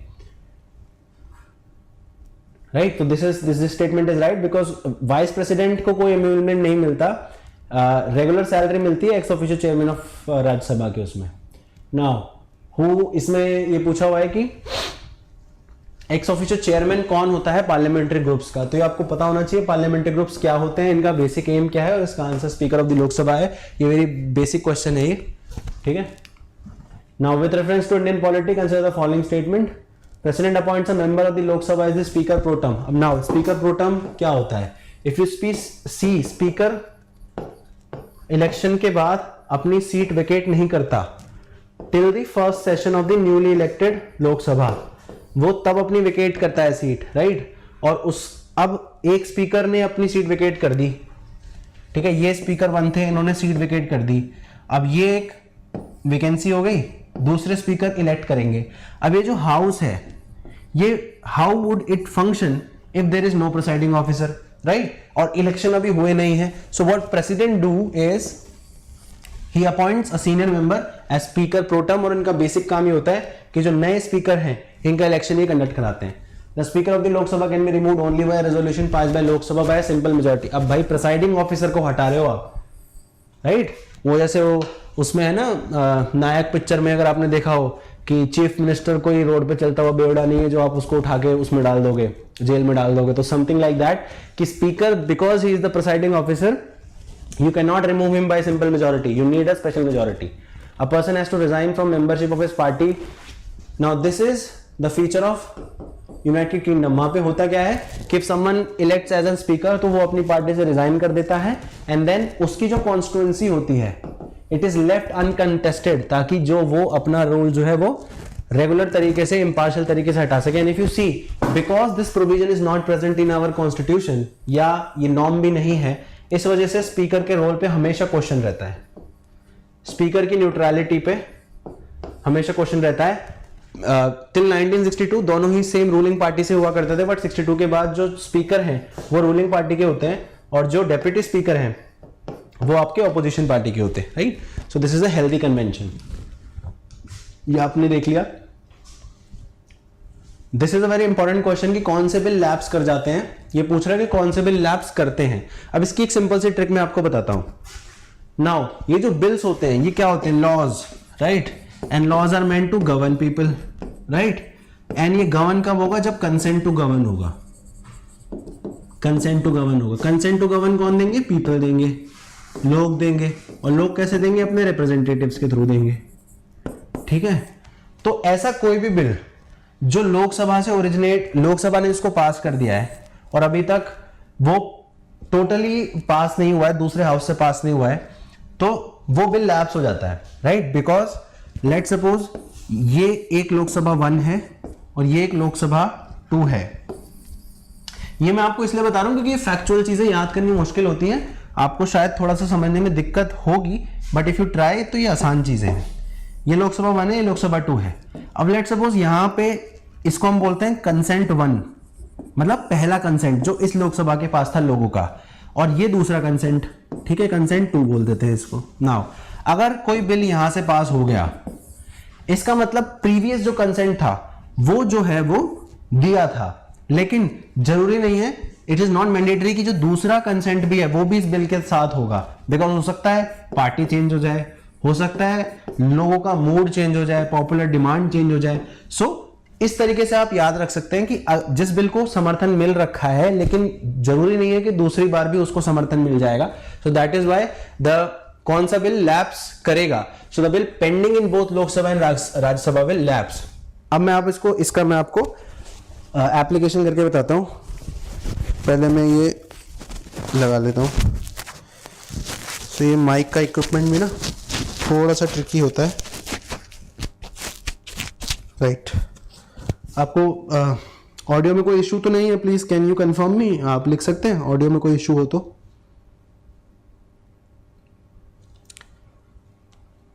जो भी भाई लोग देख रहे हैं प्लीज बता दें ऑडियो में कोई अगर इशू नहीं आ रहा है तो आकर अपन आगे कंटिन्यू करेंगे। चलिए ठीक है, ऑडियो में कोई इशू नहीं है। The bill pending in both Lok Sabha and Rajya Sabha, ये इसका आंसर है। अब ये देख लेते हैं, अब इस लॉजिक का एप्लीकेशन हम देख लेते हैं। The bill pending in Rajya Sabha but not pass by Lok Sabha, obviously बात है ये लैप्स हो जाएगा। बाय बिकॉज अभी लोकसभा में पेंडिंग है, राज्यसभा डिसॉल्व हो चुकी है। हो सकता है ये जो बिल यहां आता है जिसको कंसेंट मिलता वो अब नहीं मिलेगा, बिकॉज ये कंसेंट दूसरा चेंज हो गया, तो ये लैप्स हो जाएगा। A bill passed by both houses but pending assent of the president, ये भी लैप्स नहीं होगा। सॉरी मैंने उल्टा बोल दिया, सॉरी पार्डन मी, मैंने उल्टा बोल दिया। ये लैप्स नहीं होगा। वाई? बिकॉज ये पेंडिंग है अभी राज्यसभा में। राज्यसभा स्टेट की टेरिटरी होती है, अभी ये यहाँ पे आया ही नहीं है, तो कंसेंट से रिलेट ही नहीं हुआ है, अभी इसको कंसेंट मिला ही नहीं है, ना पहली लोकसभा का ना दूसरी लोकसभा का, इसलिए ये लैप्स नहीं होगा। A bill passed by both houses but pending assent of the president, because ये दोनों हाउसेस में पास हो चुका है, इसको पूरा कंसेंट मिल चुका है, तो पूरा कंसेंट मिलना जरूरी है, स्टेट्स का भी और लोगों का भी, इसको मिल चुका है। And the bill passed by both houses but reconsideration के लिए भेजा है, बट रिकंसिडरेशन जनरली काम करता नहीं है, तो इस वजह से ये भी लैप्स नहीं होगा। नहीं, अगर आपको ये जो लैप्स वाला कॉन्सेप्ट है, ये अगर इसमें कोई इशू आ रहा है तो आप मुझे बता दो, मैं इसको क्लियर कर दूंगा। अगर आपको ये लॉजिक समझ में आ गया हो तो प्लीज आप मुझे कमेंट में बता दो कि अगर आपको ये लॉजिक समझ में आ गया तो, because this is a very important thing, because many of my students and friends and peer groups they find it very difficult कि इसको याद कैसे रखना है। तो लेट्स सी, अगर आप में से कोई पूछेगा तो मैं इसको बता दूंगा। Let's move ahead. ठीक है, अब ये पूछा है कि चार्ज, आपको पता होना चाहिए चार्ज एक्सपेंडिचर क्या होता है और वोटेड एक्सपेंडिचर क्या होता है। सो चार्ज एक्सपेंडिचर वो होता है जो फिक्स होता है, इसका ये नहीं होता कि ये कंसेंट पे डिपेंड नहीं करता, और जो वोटेड एक्सपेंडिचर होता है ये कंसेंट पे डिपेंड करता है। जैसे बजट जो है हमारा वोटेड एक्सपेंडिचर होता है, तो अगर कंसेंट नहीं मिला लोकसभा का तो बजट पास नहीं होता, राइट। लेकिन अगर हम बात करें, प्रेसिडेंट की सैलरी आपको देनी ही है, there is no doubt about its consent, pension आपको देनी ही है, any sum required to satisfy judgment वगैरह, ये एडमिनिस्ट्रेटिव एक्सपेंसेस, तो ये सारी चीजें ऐसी हैं। अगर आपको ये नहीं भी पता है, if you do not know about these things कि सही में होता है कि नहीं होता, इफ यू सी, क्या बिना सैलरी के प्रेसिडेंट काम करेंगे? नहीं करेंगे। बिना सम के कोई, अगर मान लो कोई ऐसा जजमेंट है जो पूरे भारत के हित में है, पब्लिक गुड में है और इसको सेटिस्फाई करना है, तो क्या हम ये पहले वोट करवाएंगे कि भाई करना है कि नहीं करना? बिकॉज वी नो कि जजमेंट जो होती है वो बाइंडिंग होती है, सुप्रीम कोर्ट की जजमेंट लॉ के समान होती है, राइट। एंड एडमिनिस्ट्रेटिव एक्सपेंसेस, तो यूपीएससी को अगर पैसा ही नहीं देगी सरकार तो वो रिक्रूटमेंट कैसे करेगी, ये एग्जाम कैसे कंडक्ट कराएगी, right. So these are not voted expenditure, these are charge expenditure. Answer D हो गया इसका। अब this is a very important what we say section, जहां पे सिक्योरिटी की हम बात करते हैं, और यहाँ पे आपको पता होना चाहिए व्हाट आर द एक्सरसाइज। आप ये क्वेश्चन अटेम्प्ट करो, देखो इस क्वेश्चन को।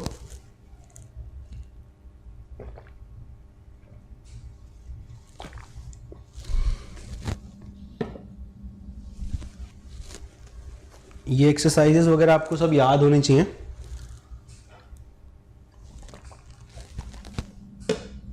और जनरली इनको याद करने में दिक्कत भी नहीं आती है। Why? Because generally in exercises का जो नाम होता है ना, ये उनकी कंट्री के ऊपर ही होता है। If you see Indira exercise, इसमें आपको पता लग रहा है इंडिया रशिया दो होंगे, राइट। इसमें कुछ एक जैसे सहयोग काइजिन, अभी काइजिन एक जापानीज वर्ड है, तो ये इंडिया जापान की कोस्ट गार्ड एक्सरसाइज है, राइट। तो आपको ये इंडिया साउथ कोरिया बता रखा है, ये गलत है। टाइगर ट्रायम्फ यूएसए के साथ ही है, मालाबार इंडिया जापान। अब ये एक क्वेश्चन किसी का हो सकता है कि भाई मालाबार तो इंडिया और यूएस के बीच में मेजरली, जापान को हम बाद में लाएं और अब हम ऑस्ट्रेलिया को भी लाने वाले हैं, तो क्या ये करेक्ट है? तो इसमें आपको ये ध्यान देना है कि मोस्ट अप्रोप्रिएट आपको चुनना है। इन ऑप्शंस में से कोई भी ऑप्शन ऐसा नहीं है जो ये बोलता हो कि 2 ओनली इज करेक्ट, इसलिए आपको 1 and 2 दोनों चुनना पड़ेगा। तो मालाबार एक्सरसाइज आपने देख लिया। डिफेंस अनाउंसमेंट, ऑस्ट्रेलिया को अब हम बिकॉज अभी तक इंडिया क्यों नहीं कर रहा था? Because India was in fear कि जो चाइना है वो कैसे रिएक्ट करेगा, बट चाइना क्योंकि it is increasing its footprint in Indian ocean region में अगर वो फुटप्रिंट बढ़ा रहा है, and since we are the net, we aim to be the net security provider, so we need a rule based order, open, free, inclusive and peaceful Indo Pacific, जो हमारी Sagar doctrine भी है, security and growth for all. So ये सारे keywords आपको पता होने चाहिए, ये सारे पॉलिसीज आपको पता होने चाहिए। Malabar exercises, Tiger Triumph and Sahyog Kaijin. Sugamya Bharat, if you see Sugamya, it means enabling या इजी एक्सेसिबिलिटी। तो अगर आपको नहीं पता है कि सुगम्य भारत किसके रिस्पेक्ट में है, if you see Sugamya Bharat, generally अभियान जो होंगे वो होंगे फॉर पीपल सेंट्रिक, राइट।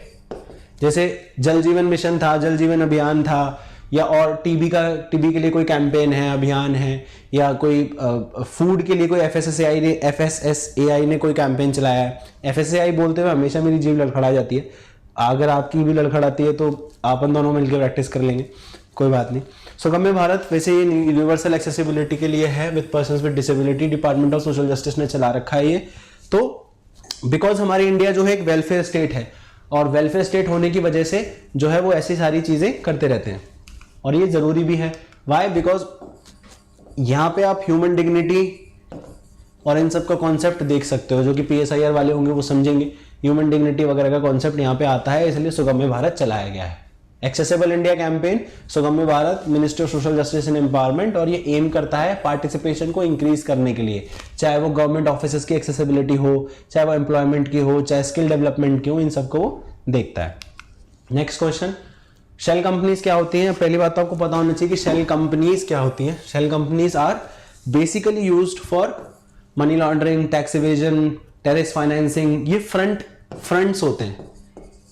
जैसे आपने देखे पाकिस्तान में या बहुत सारी जगह, कश्मीर में भी क्या होता है, फ्रंट ह्यूमैनिटेरियन ऑर्गेनाइजेशंस होती हैं, वो चंदा इकट्ठा करती हैं। They collect fund on the name of humanitarian add या एजुकेशन या हेल्थ, जैसे जमात उद दावा है, ये सब है, या फलाह इंसानियत नाम से ऑर्गेनाइजेशन है पाकिस्तान में। So they are the front faces जो कि लीगल होते हैं, और ये फंडिंग इकट्ठी करते हैं and they fund the terrorists या टेररिस्ट ऑर्गेनाइजेशंस के लिए फंडिंग का काम करते हैं। सो जैसे कि ये फ्रंट चैनल्स होते हैं, ऐसी शेल कंपनीज फ्रंट चैनल्स होती हैं फॉर बिगर कंपनीज और individuals of high net worth to evade taxes. So whether it is defined under companies act, नहीं, ये डिफाइंड नहीं है। It may serve as a vehicle for business transactions without having itself a significant business. अब आपकी balance sheet है, आप उसमें profit भी दिखा रहे हो, लॉस भी दिखा रहे हो, लेकिन एक्चुअली में एक ही कमरे से आप 70 कंपनियां ऑपरेट कर रहे हो, right? This is what is meant by कि कोई सिग्निफिकेंट बिजनेस एक्टिविटी नहीं है बट ट्रांजैक्शंस काफी सारे हैं। सो इसका आंसर हो गया बी ओनली, बिकॉज ये डिफाइंड नहीं है। नेक्स्ट क्वेश्चन देख लेते हैं। जीएसटी काउंसिल के बारे में ये आपको पता होना चाहिए कि जीएसटी काउंसिल आर्टिकल 279A में डिफाइंड है, और इसलिए ये स्टैट्यूटरी नहीं है, ये कॉन्स्टिट्यूशनल बॉडी है, और इसके होते ये तीनों स्टेटमेंट गलत हो जाते हैं, और आंसर पूछा है नॉट करेक्ट, राइट?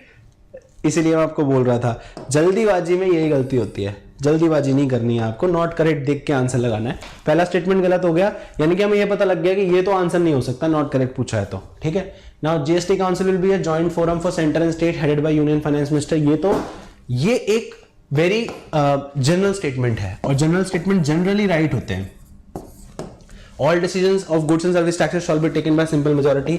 ये भी आपको पता है अगर आप न्यूज़पेपर पढ़ते हो और आपने जीएसटी काउंसिल के बारे में पढ़ा है कि this is not true, because वहां पे 1/3 जो वेट होता है वो सेंटर के पास होता है, 2/3 जो वेट होता है वो स्टेट्स के पास होता है। तो सिंपल मेजॉरिटी नहीं होती है, ज्यादा आपको स्पेशल मेजॉरिटी होनी चाहिए। तो ये भी गलत हो गया और ये भी गलत हो गया। 1 and 3 इज द आंसर, सी इसका आंसर हो गया।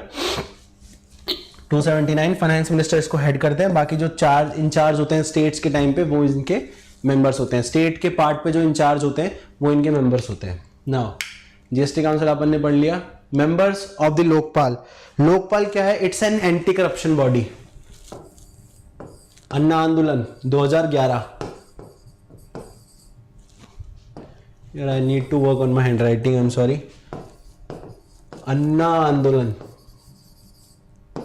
जहां से वो आम आदमी पार्टी निकली है, राइट? आयुष का क्वेश्चन है, सर किसी भी गवर्नमेंट स्कीम में कितना डिटेल्ड इन्फो रिक्वायर्ड होता है जनरली? डिटेल्ड इन्फो आयुष, सी आपको मैं पहले भी इस लेक्चर में बताया कि आपको पहला तो मिनिस्ट्री पता होनी चाहिए, फिर उसके बेसिक एम्स पता होने चाहिए, और उसके कोई बेसिक टारगेट्स हैं, बिकॉज बहुत सारे टारगेट्स नहीं, जो भी रेलेवेंट टारगेट्स है। If you see nutritional strategy जो हमारी है, नेशनल न्यूट्रिशन मिशन जो है, उसकी जो स्ट्रैटेजी है वो उसकी क्या है कि हमें स्टंटिंग रिड्यूस करनी है 2% पर एनम, एनीमिया रिड्यूस करना है 3% एनम, अंडरवेट रिड्यूस करना है 2% एनम। ये सब चीजें पता होनी चाहिए। जैसे अपन ने अभी वो पीएम स्वानिधि वाली स्कीम डिस्कस करी थी, तो अगर आपको इफ यू नो कि पीएम स्वानिधि की जो स्कीम है वो जो है स्ट्रीट वेंडर्स को लोन देना है, अब नेचुरली आपके दिमाग में दूसरा क्वेश्चन आना चाहिए कि भाई कितना लोन देना है, हाउ मच, और क्या कोलैटरल लेंगे उनसे या नहीं लेंगे, because in that scheme collateral is not required. तो इतनी इंफॉर्मेशन जो जनरली रिक्वायर्ड होती है किसी भी इंसान को, आप ना गवर्नमेंट स्कीम्स को इस तरीके से पढ़ा करो। मैं आपको एक सिंपल सा बताता हूं, ये सब छोड़ दो आप, ये सब बहुत ट्रिकी हो जाता है और इसी वजह से लोग हमेशा कंफ्यूज रहते हैं। आप सिंपल सा सोचा करो कि पीएम स्वानिधि के बारे में अपन बात कर लेते हैं। पीएम स्वानिधि, अब आपकी गली में एक बर्गर वाले भाई साहब हैं जो रेडी लगाते हैं और आपको उनका बर्गर बहुत पसंद है, बट बिकॉज ऑफ डिमोनेटाइजेशन उनकी बर्गर की रेडी चली गई या वो बर्गर की रेडी हम नहीं लगा सकते। नाउ अब आपको एज अ स्टूडेंट या एज अ सिटीजन आप उनको क्या करोगे, आप उनको हेल्प करोगे, आप उनको बोलोगे भैया देयर इज अ स्कीम जो पीएम स्वानिधि के नाम से है और आपको लोन मिल सकता है। तो उसके सवाल क्या होंगे कि भैया कितना लोन मिल सकता है, कितने इंटरेस्ट रेट में मिलेगा, कितने दिनों में हमें वापस करना पड़ेगा, क्या रिक्वायरमेंट्स है डॉक्यूमेंट, क्या मुझे कोलैटरल देना पड़ेगा। तो आप इस तरीके से सोचा करो। अगर आप किसी को बोल रहे हो कि जी हमें सुमन जो इनिशिएटिव है उसका एम किसी फीमेल को बताना है आपको या किसी गांव की पंचायत में एक्सप्लेन करना है, तो वो यही बोलेंगे भाई इसका मेन एम क्या है, इसका मेन है 0 प्रिवेंटेबल डेथ्स। तो ऐसे एम्स जो कि कॉमन सेंस से आपको पता लगे कि भाई अगर किसी को भी आपको इसके स्कीम के बारे में बताना है तो आपको ये वाली चीजें तो पता ही होनी चाहिए। So in that amount of detail you are required to read this scheme, right. I hope Ayush I am clear. अगर आपका कोई और डाउट हो तो प्लीज आप पूछ सकते हैं। The members of Lokpal is an anti corruption body. आंदोलन अन्ना आंदोलन से बनी थी। नाउ अब इसमें कौन कौन सी क्वेश्चन है कि कौन कौन से मेंबर्स नहीं होते हैं इसकी सिलेक्शन कमेटी में। प्राइम मिनिस्टर ऑब्वियसली बात है, लोकपाल है होंगे, लीडर ऑफ ऑपोजिशन भी होते हैं, चेयरमैन ऑफ द राज्यसभा नहीं होते हैं, स्पीकर ऑफ द लोकसभा होते हैं, लीडर ऑफ ऑपोजिशन इन राज्यसभा भी नहीं होते हैं। सो answer would B 3 and 5 because not पूछा है। अब आप मुझे कमेंट्स में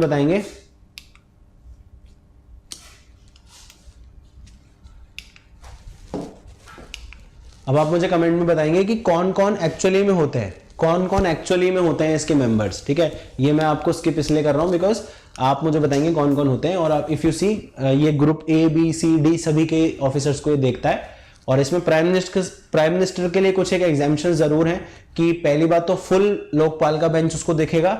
दूसरी बात, अच्छा अब जैसे आयुष आपका क्वेश्चन था कि भाई कितना हमें पता होना चाहिए किसी भी टॉपिक के बारे में।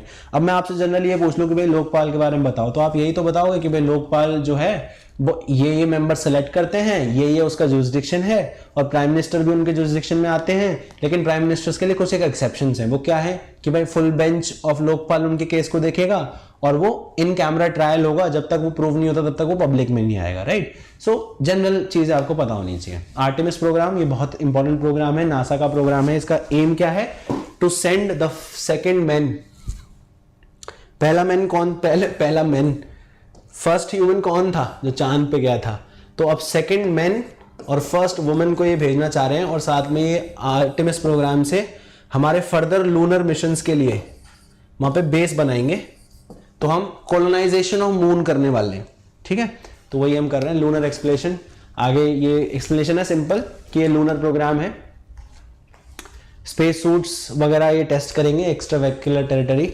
नाउ देखो अपना देश इनिशिएटिव, ऐसे इनिशिएटिव आपको पता होने चाहिए बिकॉज क्या होता है ना, इसको आप अपने आंसर में सॉफ्ट पावर की जगह यूज कर सकते हो, राइट, या कॉन्फिडेंस बिल्डिंग मेजर्स की तरह। बिकॉज हमारे देश में भी पूरा देश जो है हमारे यहां, if you C,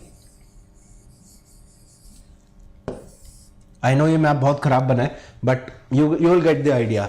if you see यहां पे इश्यूज हैं हमारे देश में, यहां पे इश्यूज हैं हमारे देश में, and the people here think, यहां पे तो लोग ठीक है but people here think that we are not part of mainland India, we are not the part of Indian, what we say, the Indianness की कमी उनको हमेशा खलती है कि पीपल, द गवर्नमेंट और the India, the mainland India is not concerned about our challenges, right. So ऐसे initiative से आप क्या कर सकते हो? रीजनल नेशनल इंटीग्रेशन आप कर सकते हो, रीजनल एंड नेशनल इंटीग्रेशन आप कर सकते हो। तो ये किसका इनिशिएटिव है? जॉइंट इनिशिएटिव है मिनिस्ट्री ऑफ कल्चर का एंड मिनिस्ट्री ऑफ टूरिज्म का। बिकॉज देखो अपना देश टूरिज्म से रिलेट करता है, नीति आयोग नहीं है इसका, ठीक। आंसर इज ए। अब ये पूछा है कि हाईएस्ट वेटेज किसका है, तो ये आपको पता होना चाहिए, हाईएस्ट वेटेज रिफाइनरी प्रोडक्ट का। अच्छा, इसका जो पॉइंटर है इस क्वेश्चन का, इसमें आपको क्या पता होना चाहिए? आईआईपी कौन निकालता है? IIP, who brings it out, in what frequency, what are its component. एक जनरल आदमी के सवाल दिमाग में यही सब सवाल आएंगे कि कौन निकालता है, कितने दिनों में निकालता है और क्या इसके कंपोनेंट्स है, राइट। ये इसकी लिस्ट मैंने आपको दे रखी है, आप इसमें कोई निमोनिक बना सकते हो या आप इनिशियली, जैसे मैंने क्या कर रखा था, जो मैंने याद रख रखा था वो ऐसे याद रख रखा था, रेस्क। तो अब ये मेरे दिमाग में स्टक हो गया, I don't know why, but ये रिफाइनरी, ये इलेक्ट्रिसिटी, ये स्टील और ये कोल, ये चार अगर आपको याद है बेसिकली यहीं से क्वेश्चन पूछे जाते हैं, इसके बाहर जाता नहीं है, तो ये सब हो गया। नाउ ये स्टेट्स हैं, बीचेस और स्टेट्स हैं, बिकॉज अब यू नीड टू, अगर हम बीचेस की बात करें तो आपको पता होना चाहिए ब्लू फ्लैग सर्टिफिकेशन क्या है।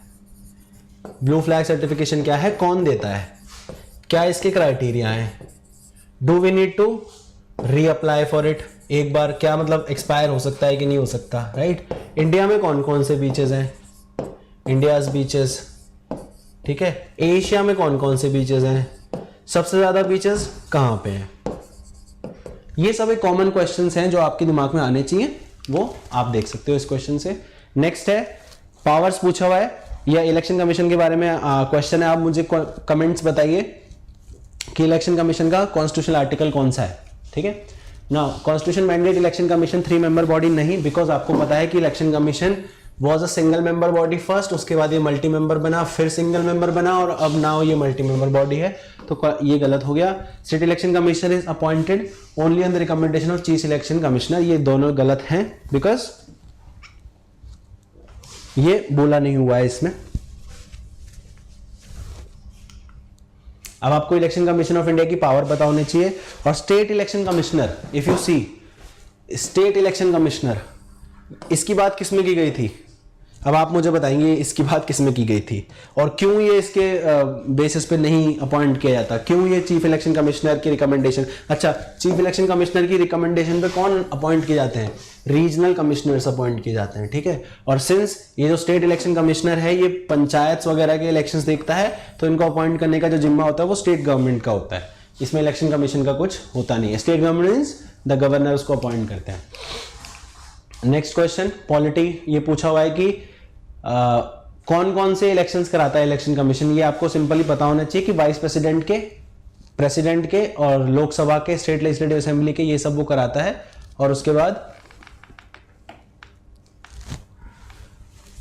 डिप्यूटी चेयरमैन ऑफ राज्यसभा के इलेक्शन ये नहीं कराता, स्पीकर ऑफ द लोकसभा के ये नहीं कराता, बिकॉज वो इन हाउस इलेक्शंस होते हैं। ये सिंपल क्वेश्चन है, ये आपको पता होना चाहिए। ये पावर्स के ऊपर, इलेक्शन कमीशन के पावर्स के ऊपर ऑब्वियसली बात है। If you see the major criticism of election commission is that it do not have the power to register the party. It can register but it can not deregister, ये सबसे बड़ा इसकी एक weak point है। तो पूछा हुआ है पावर्स एंड फंक्शन, रजिस्टर कर सकता है, पोल कैंसिल कर सकता है, 1 and 3 would be the answer. Hence आप इस स्लाइड को रीड कर सकते हैं, इसमें इन सारी पावर्स बताई हुई है, ये सब आपको पता होगा ऑलरेडी। ये देखो, ये सोर्स भी हम मेंशन किया हुआ है हमने, ताकि आपको थोड़ा अब हमने ये सब कुछ करके आपको दे रखा है, बट फिर आपका रोल क्या बचता है। आप कोचिंग को, ये जो हम डिस्कशन कर रहे हैं, इसको एज अ कैटलिस्ट लीजिए, एज अ कैटलिस्ट लीजिए। इसको आप प्राइम मत रखिए अपना, बिकॉज जब आप इसको अपना प्राइम रखेंगे तो आपकी खुद की जो एनालिटिकल कैपेबिलिटीज हैं वो कम हो जाएंगी। आप इससे सीखिए, आगे अप्लाई करिए, फिर सीखिए, फिर आगे अप्लाई करिए, इस तरीके से काम करते रहिए। इस पर कंप्लीटली डिपेंड नहीं होना है आपको, राइट। नेक्स्ट है यूपीएससी किस किस मैटर में कंसल्ट किए जाते हैं। Reservation of post in favour of, अगर आपने लक्ष्मीकांत ढंग से पढ़ी है और आपको पता है, या अगर आपको नहीं भी पता है, लक्ष्मीकांत आपने नहीं भी पढ़ी है ढंग से, if you see UPSC is a watchdog of merit, right. तो वो रिजर्वेशन के बारे में तो बात नहीं करेगा। रिजर्वेशन के बारे में कौन बात करेगा, एग्जीक्यूटिव गवर्नमेंट बात करेगी। Selection of temporary appointments to the post of non for post of more than 1 year, इसके बारे में भी वो बात नहीं करेगा। उसके बाद claims of scheduled castes in making appointments, इसके बारे में बात नहीं, because all these things are not based on merit, ये वेलफेयर के ऊपर है, ठीक है। उसके बाद जो है any claim for reimbursement of legal expenses incurred by the civil servants in defending legal proceedings.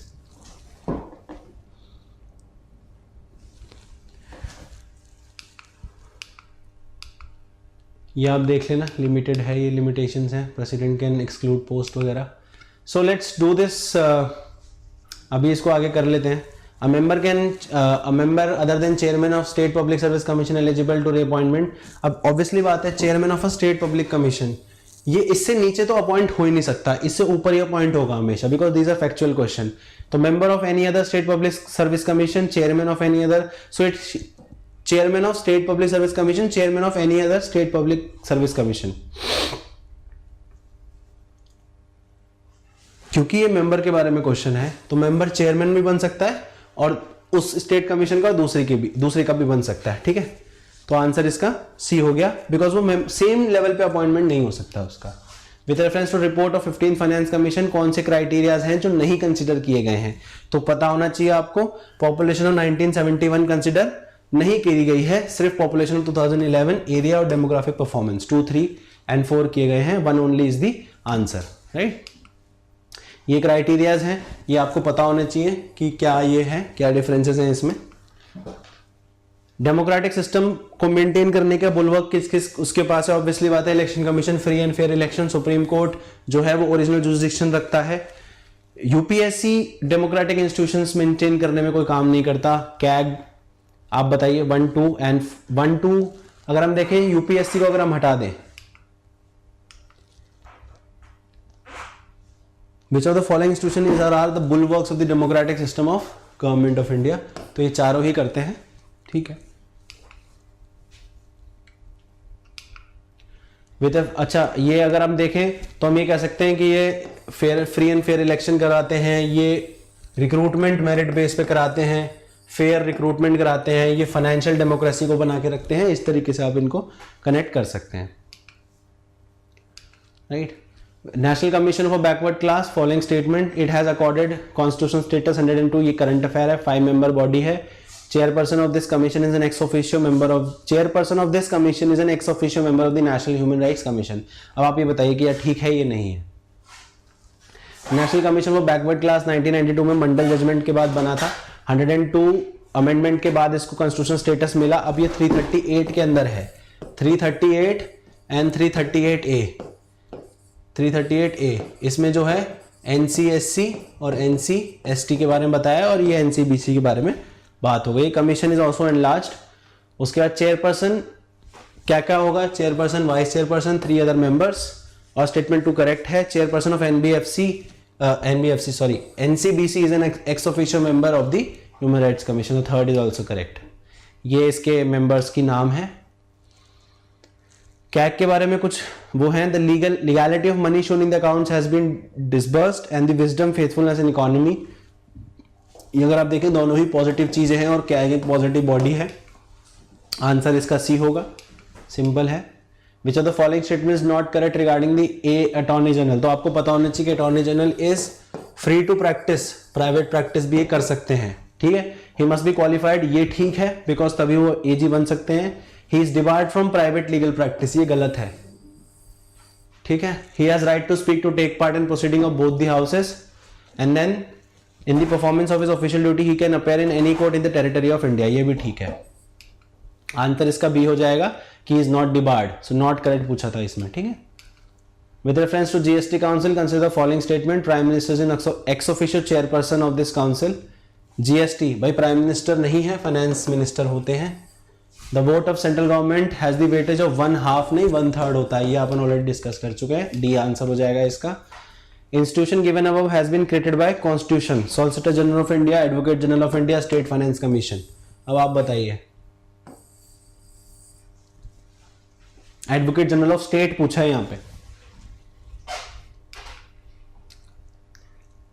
Advocate general का आर्टिकल ये है, स्टेट फाइनेंस कमीशन का आर्टिकल ये है, बिकॉज 73rd कॉन्स्टिट्यूशनल अमेंडमेंट से हमने बनाया था। And option this solicitor general हमने नहीं कॉन्स्टिट्यूशन में नहीं बोला हुआ है। अभी बोला है amended, which of the following part is constitution was amended added by. ये सिंपल सा क्वेश्चन है, फैक्चुअल क्वेश्चन है, आप देख लेना इसको, इसमें कोई नहीं है। Panchayat, as per the constitution the term of office of the panchayat at every level is 5 year. कौन सी डेट से स्टार्ट होता है ये?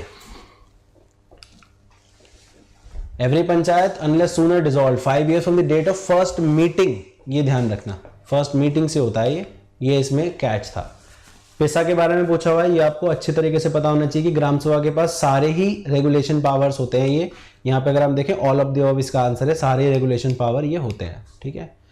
उसके बाद laws made by Parliament are applicable to Indian citizen in any part of the world, obviously because वो Indian citizen से, अगर आपने पासपोर्ट का कोई लॉ वायलेट किया है तो ऐसा थोड़ी है कि अगर आप अमेरिका में हो तो आप पे वैलिड नहीं होगा वो, ठीक है। The laws made by state legislature sometime भी एप्लीकेबल आउटसाइड द स्टेट, हो सकते हैं, ये भी हो सकते हैं।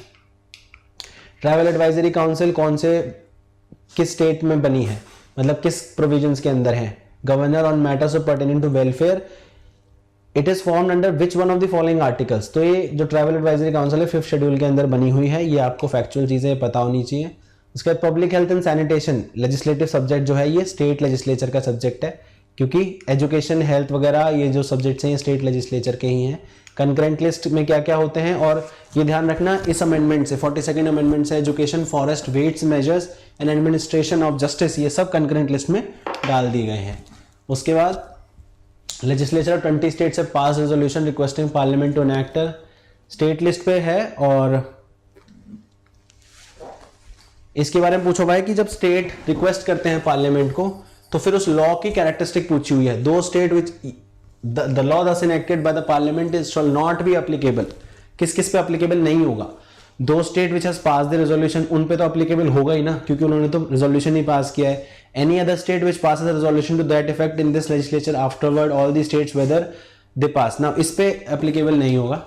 सी आंसर इसका हो गया, ये तो सिंपल सी बात है। सेंटर स्टेट रिलेशन के बारे में पूछा हुआ है कि centre can not delegate its legislative power to the state. अब आप ये बताइए, the president can with the consent of the state government entrust to that government any executive function of the centre. अब प्रेसिडेंट के पास power है, वो कर सकता है। The governor of a state can with the consent of the central government, ये भी ठीक है। 2 और 3 ठीक है आंसर, तो आंसर डी हो जाएगा। अगर आपको पहले ऑप्शन के बारे में कंफर्म नहीं भी है तो और आप 2 और 3 के बारे में श्योर है तो आप इसको कर सकते हैं। उसके बाद आर्टिकल 312 जो है वो ऑल इंडिया सर्विसेज के बारे में बताया है, तो ये इसका रिजोल्यूशन सिंपल मेजोरिटी से पास होता है, किससे पास होता है, तो ये simple majority of not less than 2/3 special majority से पास होता है। ये टर्म्स ऑफ लेजिस्लेटिव असेंबली ये आपको पता है। With reference to procedure for amendment of constitution which following statement are correct. Amendment किसी भी हाउस में हो सकता है, कोई भी ज्वाइंट सिटिंग, अभी अपन ने ज्वाइंट सिटिंग की बात करी थी तो उसमें आंसर दिया था कि नहीं हो सकता। President can withhold his assent to a constitutional amendment, वो ये मैंडेटरी है उसको असेंट देना, वो विथहोल्ड नहीं कर सकता। 1 and 2 would be the answer, right. Now the prime minister is appointed by the president whether other ministers are appointed by prime minister, ऐसा नहीं है, सारे ही मिनिस्टर्स को प्रेसिडेंट शपथ दिलाते हैं और अपॉइंट करते हैं। The total member of ministers 15%। आप मुझे बताइए कौन से कॉन्स्टिट्यूशनल अमेंडमेंट से हुआ था।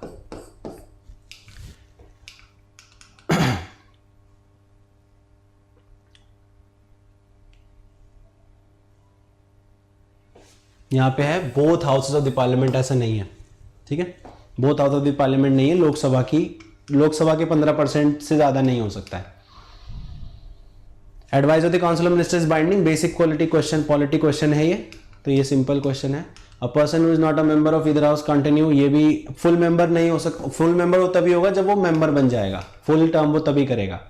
With reference to cabinet consider the following statement, cabinet is a part of council of ministers. ये काउंसिल ऑफ मिनिस्टर एक बड़ी बॉडी है और उसके अंदर का ये काउंसिल ऑफ मिनिस्टर है और उसके अंदर का एक छोटा पार्ट है कैबिनेट, ठीक है। The term cabinet is not mentioned anywhere in the constitution, ये गलत है। व्हाई?